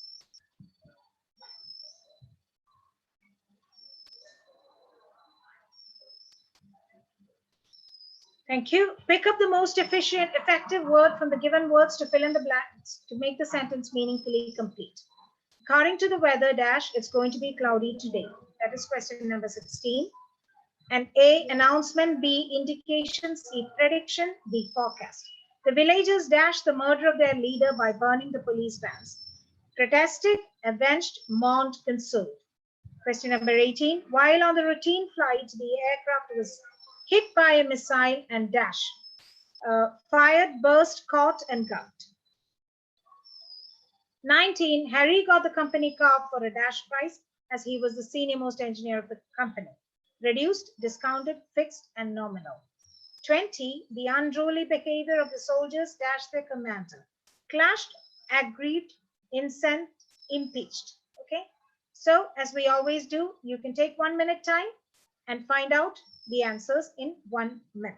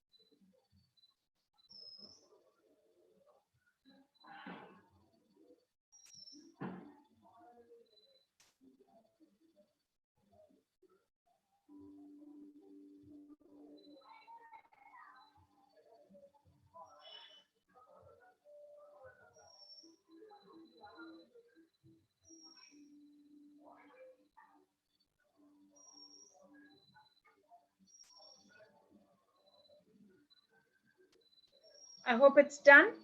Now moving on to the discussion of the answers. According to the weather, so obviously we know that weather forecast is there, but they are talking forecast, weather forecast is the, for example, news is the title there. So weather forecast is the title, but they are telling a prediction which comes under that. And according to the prediction, it is going to be cloudy today. So obviously for question number 16, C is the best option. Now coming to question number 17, the villagers, it's not a mere protest because they have taken revenge by burning the police vans. Okay, so that was not a mere protest, that was not a mere sign of mourning, and that was definitely not a consolation, but it was an act of revenge. And since the word revenge is not given here, we've got avenge, which means taking revenge. So obviously question number 17, B is the correct option. Now moving on to question number 18. While on the routine flight, actually there's a small change there, spelling error, it is flight, the aircraft was hit by a missile. And you have to understand what will happen to an aircraft which is hit by a missile in the midst of the flight.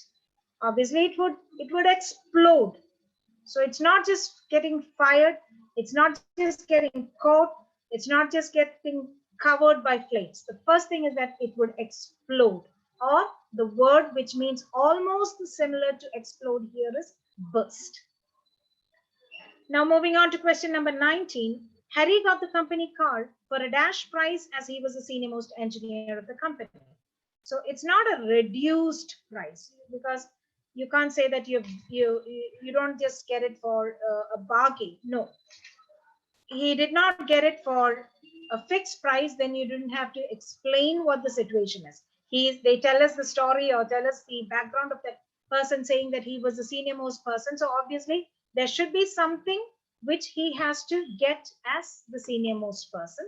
And nominal obviously does not have any meaning there, because nobody's going to get a car for a nominal price. So here the best option is discounted price.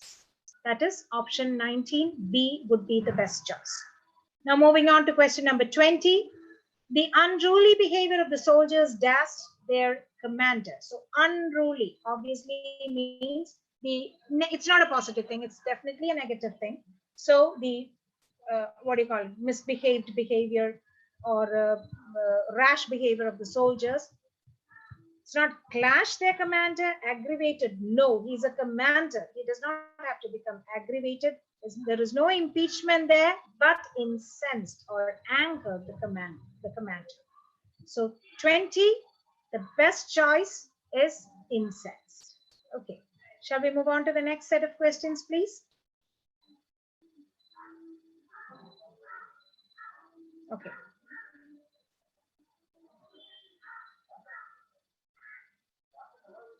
Okay, so in this question paper, we have got only 20 questions.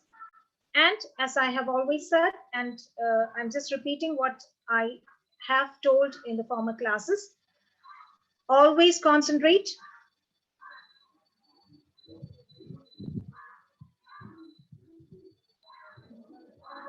So thank you very much for your patient understanding. Focus on your vocabulary part. Focus on your structural part. Thank you so much for your patient listening, and I hope that you will score well for your exam. All the best, and this is Susan signing off. Thank you very much for your patient listening. Thank you.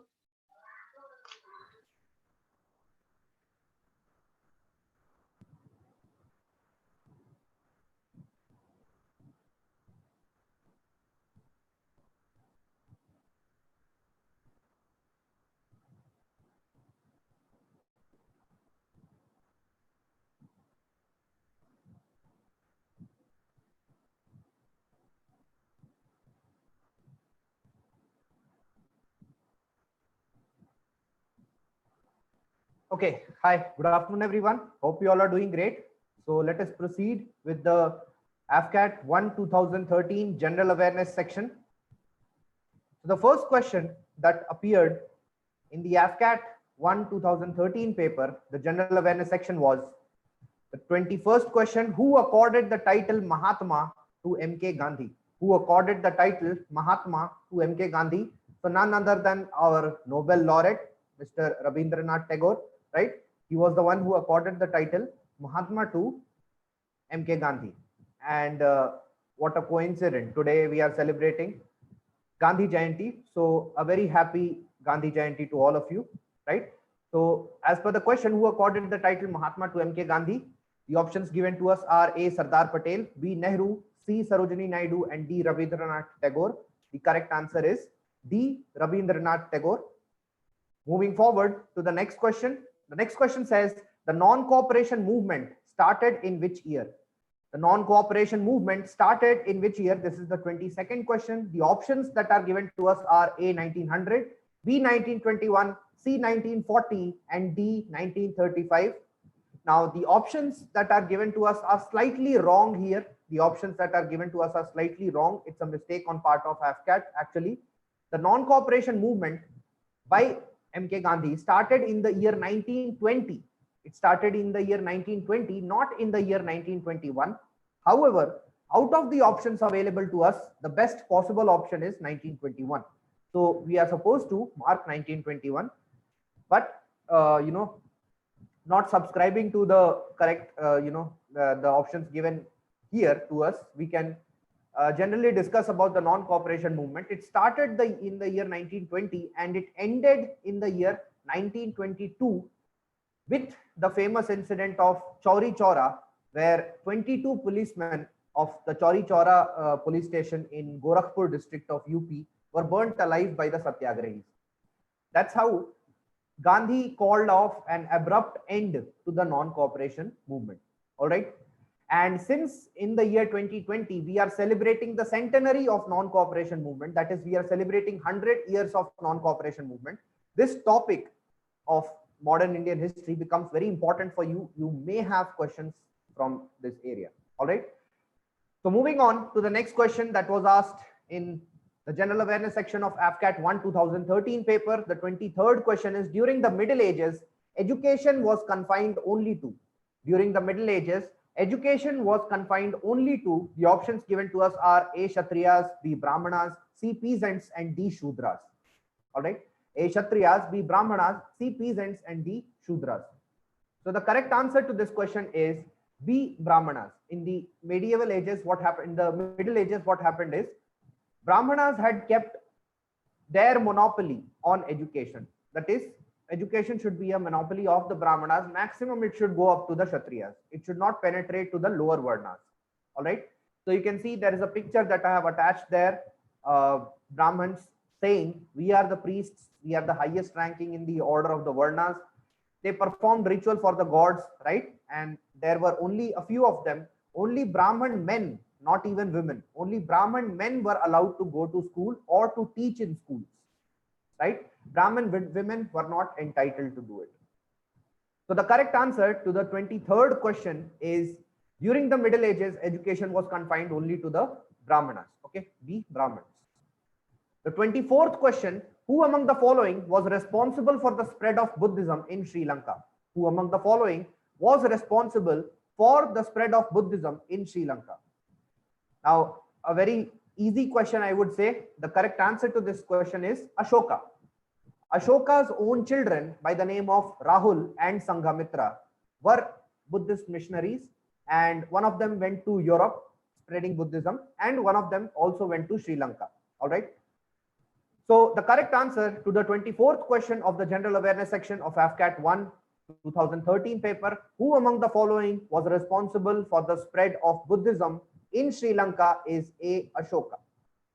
All right. Moving on to the next question, to the 25th question of general awareness section AFCAT 1 2013 paper. The elements which have low value of ionization potential are strong. The elements which have a low value of ionization potential are strong, and the options given to us are A. Oxidizing agent, B. Reducing agents, C. Oxidizing and reducing agents depending upon the reactants, and D. None of these. Now, we can obviously rule out option C because it says oxidizing and reducing agents depending upon the reactants. That does not happen. All right. You know, across the periodic table, the elements are known to share common traits. All right. So if one particular element is a strong oxidizing agent, the other elements in that column will also be strong oxidizing agents. So the trait of these elements does not change. So we can obviously rule out the option C because it's a nonsense option saying that they are oxidizing and reducing agents depending upon the reactants. All right.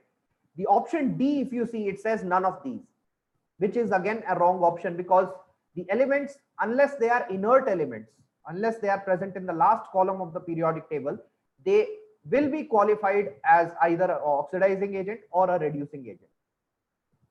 So there can be only inert elements are of the form that they can neither be oxidizing nor reducing. But since the question itself says that they are talking of elements having low ionization potential, we can obviously rule out option D also because we are definitely not speaking about the inert elements here.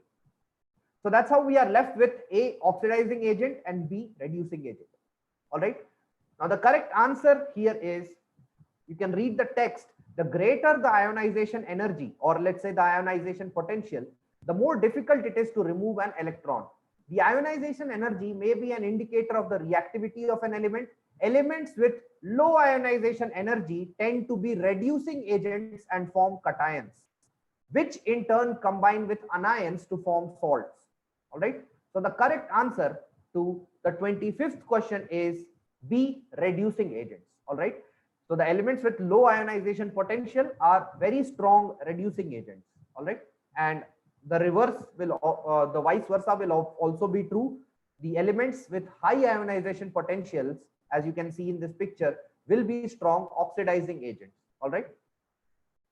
So moving forward to the next question. The next question says, the 26th question reads, Wayne Rooney, the famous footballer, hails from which country? Wayne Rooney, the famous footballer, hails from which country? And we all know he used to play for Manchester United and the club, and he hails from England. So that's a picture from the debut match of Wayne Rooney for England. You can see he looks like a kid. All right. So the correct answer is D, England. Moving on to the 27th question. The official song Waka Waka of FIFA World Cup held in the year 2010 at South Africa was sung by which popular singer? The official song Waka Waka of FIFA World Cup held in the year 2010 at South Africa was sung by which popular singer? The options given to us are A, Madonna, B, Destiny Child, C, Shakira, and D, Rihanna. So the correct answer to this question is those who are having their memories of the 2010 World Cup very fresh. I have it very fresh. So I remember the anthem of the 2010 FIFA World Cup was Waka Waka, and it was sung by the popular Spanish singer Shakira. All right. So that's how the correct answer to the 27th question, the official Waka Waka of FIFA World Cup held in the year 2010 at South Africa was sung by which popular singer? The answer is C, Shakira. All right. So moving on to the next question of the general awareness section of AFCAT 1 2013 paper. In the year 2011, the ace badminton player Saina Nehwal was honored with which sports award? In the year 2011, the ace badminton player Saina Nehwal was honored with which sports award? The options given to us are A, Dronacharya Award, B, Rajiv Gandhi Khel Ratna Award, C, Arjuna Award, and D, none of these. All right. Now again, the 28th question, the options given to us are slightly wrong. All right. And this is a mistake again on the part of AFCAT. So here's a text that I have pasted from the biodata of Saina Nehwal that is available on the internet. You can clearly read the awards column, and it says Saina Nehwal has received 4 awards from the government of India. The awards are: she won the Arjuna Award for badminton in 2009, and the very next point you can say in the year 2010 she won the Padma Shri and the Rajiv Gandhi Khel Ratna Award, which is the highest sports honor award in India. So that's how, out of the options available to us, option B, which stands for Rajiv Gandhi Khel Ratna Award, and option C, which stands for Arjuna Award, both these awards have been received by Saina Nehwal. And since we know that out of the 4 options available to us, only one has to be correct, that's how I am saying this question, the options given to us are actually wrong. Okay, there is a small mistake that AFCAT has committed here. All right. So the correct answer, according to me, I will choose the best possible option. It will be Rajiv Gandhi Khel Ratna Award, because it is a higher form of sports honor than Arjuna Award. The option A, which is there, Dronacharya Award, is an award that is given for excellent coaches, not for sports persons. For coaches who have trained various sports persons, we give the Dronacharya Award. All right. So the correct answer to the 28th question, in the year 2011, the ace badminton player Saina Nehwal was honored with which sports award? The correct answer is B, Rajiv Gandhi Khel Ratna Award. So moving forward to the next question, the term horizon, the term visible horizon in astronomy is defined as, the term visible horizon in astronomy is defined as, so option A reads, the circle of contact of the earth and the cone of visual rays passing through the meridian of the place. Option B reads, the circle of contact of the earth and the contact and the cone of visual rays not passing through the meridian of the place. Option C reads, the circle of contact of the earth and the cone of visual rays passing through the point of observation. And option D reads, the circle of contact of the earth and the cone of visual rays not passing through the point of observation. So here's an image that I have attached, which shows to you how astronomy defines astronomical horizon, visible horizon, and true horizon. So visible horizon is actually the apparent horizon. It is the apparent horizon. All right.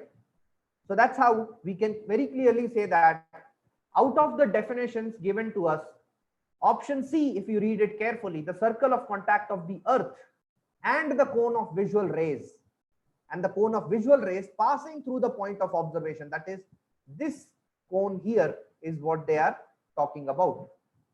So that's how we can say that the correct answer to the 29th question of general awareness section of AFCAT 1 2013 paper, the term visible horizon in astronomy is defined as, is C, the circle of contact of the earth and the cone of visual rays passing through the point of observation.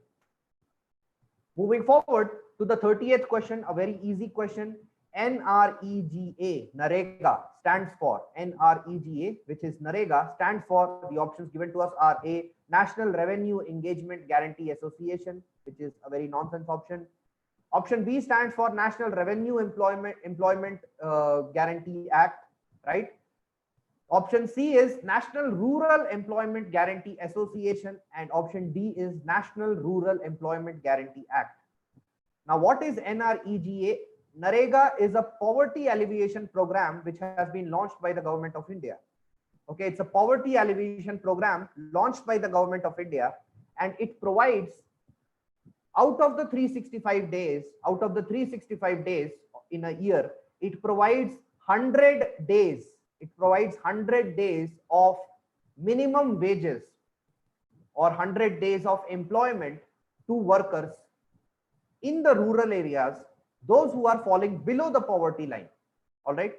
So please remember all the keywords that I just told you. NREGA is a poverty alleviation program by the government of India. It aims at providing 100 days of minimum wages or 100 days of employment to workers in the rural areas falling below the poverty line.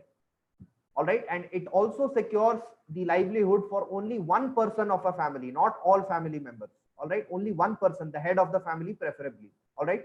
So that's how we can say that option A, B, and C are option A, B, and C are not correct options, because you can see in options A and C, the expansion for the letter A in NREGA is given as association. NREGA is not an association. It's an act that has been passed by the government of India to alleviate India from poverty. All right. So that's how the correct answer for the 30th question, NREGA stands for, is D, National Rural Employment Guarantee Act. Recently, it has been renamed to MG NREGA, that is Mahatma Gandhi National Rural Employment Guarantee Act. All right. So the correct answer to the 30th question, NREGA stands for, is D, National Rural Employment Guarantee Act. And you can see the letter 100 written here. The 100 here stands for 100 days of employment. All right. To the workers of rural areas below the poverty line. All right. Moving forward to the next question. The 31st question, river Satluj originates from. River Satluj originates from, you can see the options given to us are A, northern slopes of the Kailash range. Option B is spring. It stands for the spring at Verinag. Basically, it is talking about the Verinag waterfalls located close to Srinagar, or we generally call it as the Verinag spring. All right. And the option C is Raka's lake, right? The Rakshas Tal lake, which is there. All right. And the option D is the Amarkantak plateau. Now, obviously, Kailash range, as we know, it lies somewhere in Tibet part of China. All right. Kailash Mansarovar. So, and also we know that Satluj originates somewhere in Tibet. All right. Satluj originates somewhere in Tibet.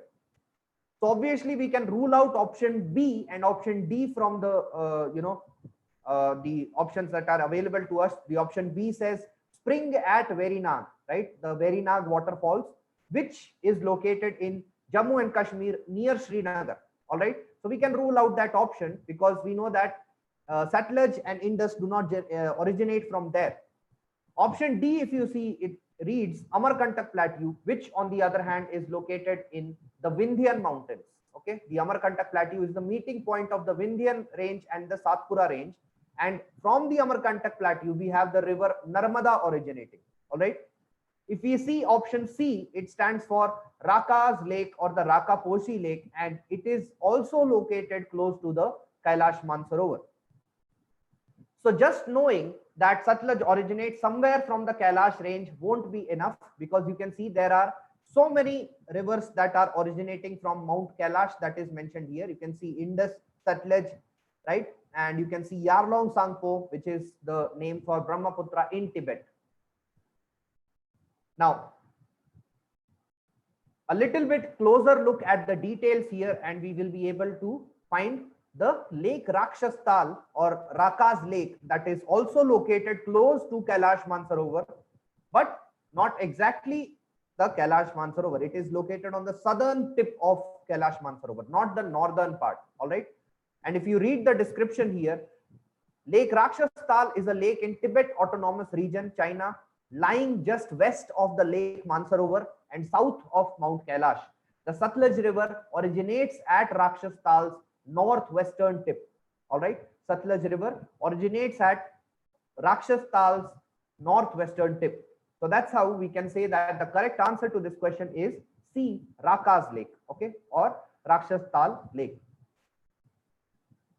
Moving on to the next question. The next question reads, the 32nd question is, limonitic ore is the ore of which metal?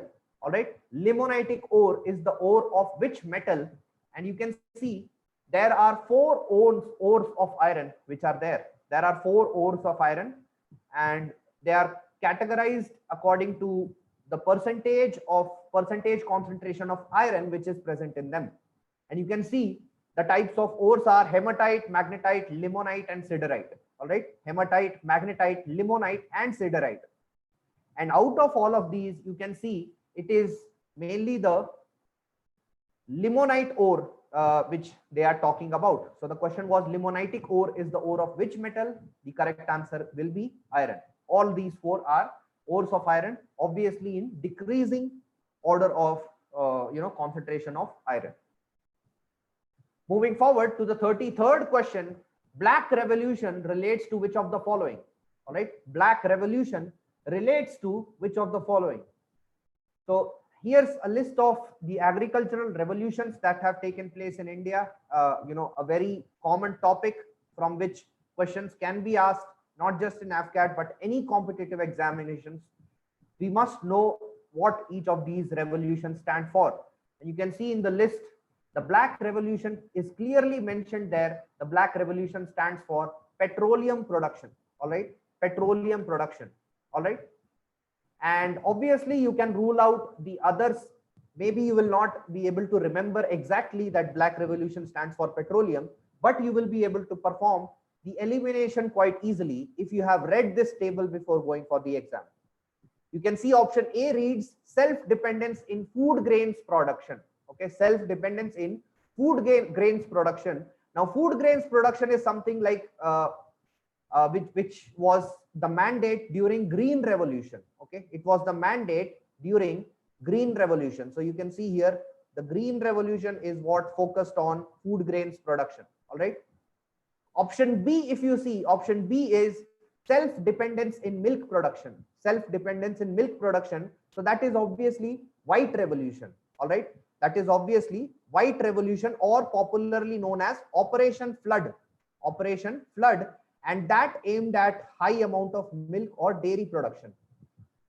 And when we come to the C option, petroleum or crude oil, you must note that the petroleum or crude oil are black in color. All right. And that's how your mind must tell you that Black Revolution must be something related to crude oil or petroleum. And that is how you will end up marking the correct answer.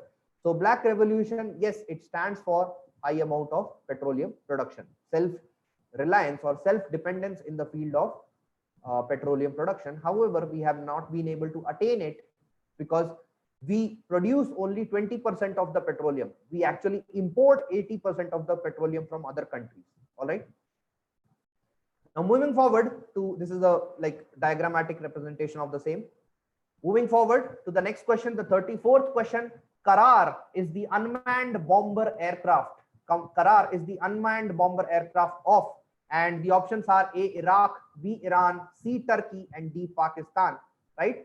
And you can see Karar is the main Iranian battle tank. All right, it's the main Iranian battle tank, and that's how we can say that Karar is the official name for the Iranian battle tank. All right. Now moving forward to the next question, the 35th question, who is the author of the book Keeping the Faith, Members of a Parliamentarian? Who is the author of the book Keeping the Faith, Members of a Parliamentarian? The options given to us are A, David Oman, B, Raja Shaheda, C, Raghav Bahel, and D. Somnath Chatterjee. All right. So the correct answer to this question is D. Somnath Chatterjee, who has written the book Keeping the Faith, Memoirs of a Parliamentarian. All right. Moving on to the next question, the 36th question. Dash is a thyroid hormone which controls the balance of calcium in the body. Dash is a thyroid hormone which controls the balance of calcium in the body. Even if you don't know anything, you can still end up marking this question correctly if you take an educated guess. You can see the options are A. Calcitonin, B. Thyroxine, C. Calmodulin, and D. all of these. Now, AFCAT also knows that not everyone who's writing the AFCAT exam will be experts in biology. So that's how they give you hints. That's how they give you hints in the question. It's just that you have to take the risk of, answering that question, attempting that question. So you can see Dash is a thyroid hormone which controls the balance of calcium in the body. Obviously, the answer has to be related to calcium, and that's how we can end up marking A. Calcitonin as the correct answer, and that will be the correct statement or the correct answer. So calcitonin, you can see, inhibits Ca2+, that is calcium ion reabsorption in the kidney, excreted in the urine, and it also promotes the deposition of calcium into the bones. All right. So moving on to the next question, the 37th question. The cell wall in plants is interrupted by narrow pores carrying fine strands of cytoplasm which interlink the contents of the cell. The cell wall in plants is interrupted by narrow pores carrying fine strands of cytoplasm which interlink the contents of the cell. These strands are called as A. plasmohole, B. microvilli, C. plasmodesmata, and D. plasmalemma. I would say this is a difficult question asked from biology, right? And the correct answer to this question is C. plasmodesmata. You can see plasmodesmata is actually the fiber, okay, the fine strands of cytoplasm that link the cell 1 with cell 2. In this figure, you can see this is cell 1 and this is cell 2, and they are linked with the help of plasmodesma or plasmodesmata. All right. And that's how you can see in this figure, it clearly says plasmodesmata, the intercellular junction. Plasmodesmata, the intercellular junction. All right. So the correct answer to the 37th question of AFCAT 1 2013 General Awareness section is C. Plasmodesmata. Moving on to the next question, who is the cricketer bestowed with an honorary commission in the Territorial Army? Who is the cricketer bestowed with an honorary commission in the Territorial Army? Now, out of the options that are given to us, A. Sachin Tendulkar, B. Kapil Dev, C. Virendra Sehwag, and D. Harbhajan Singh.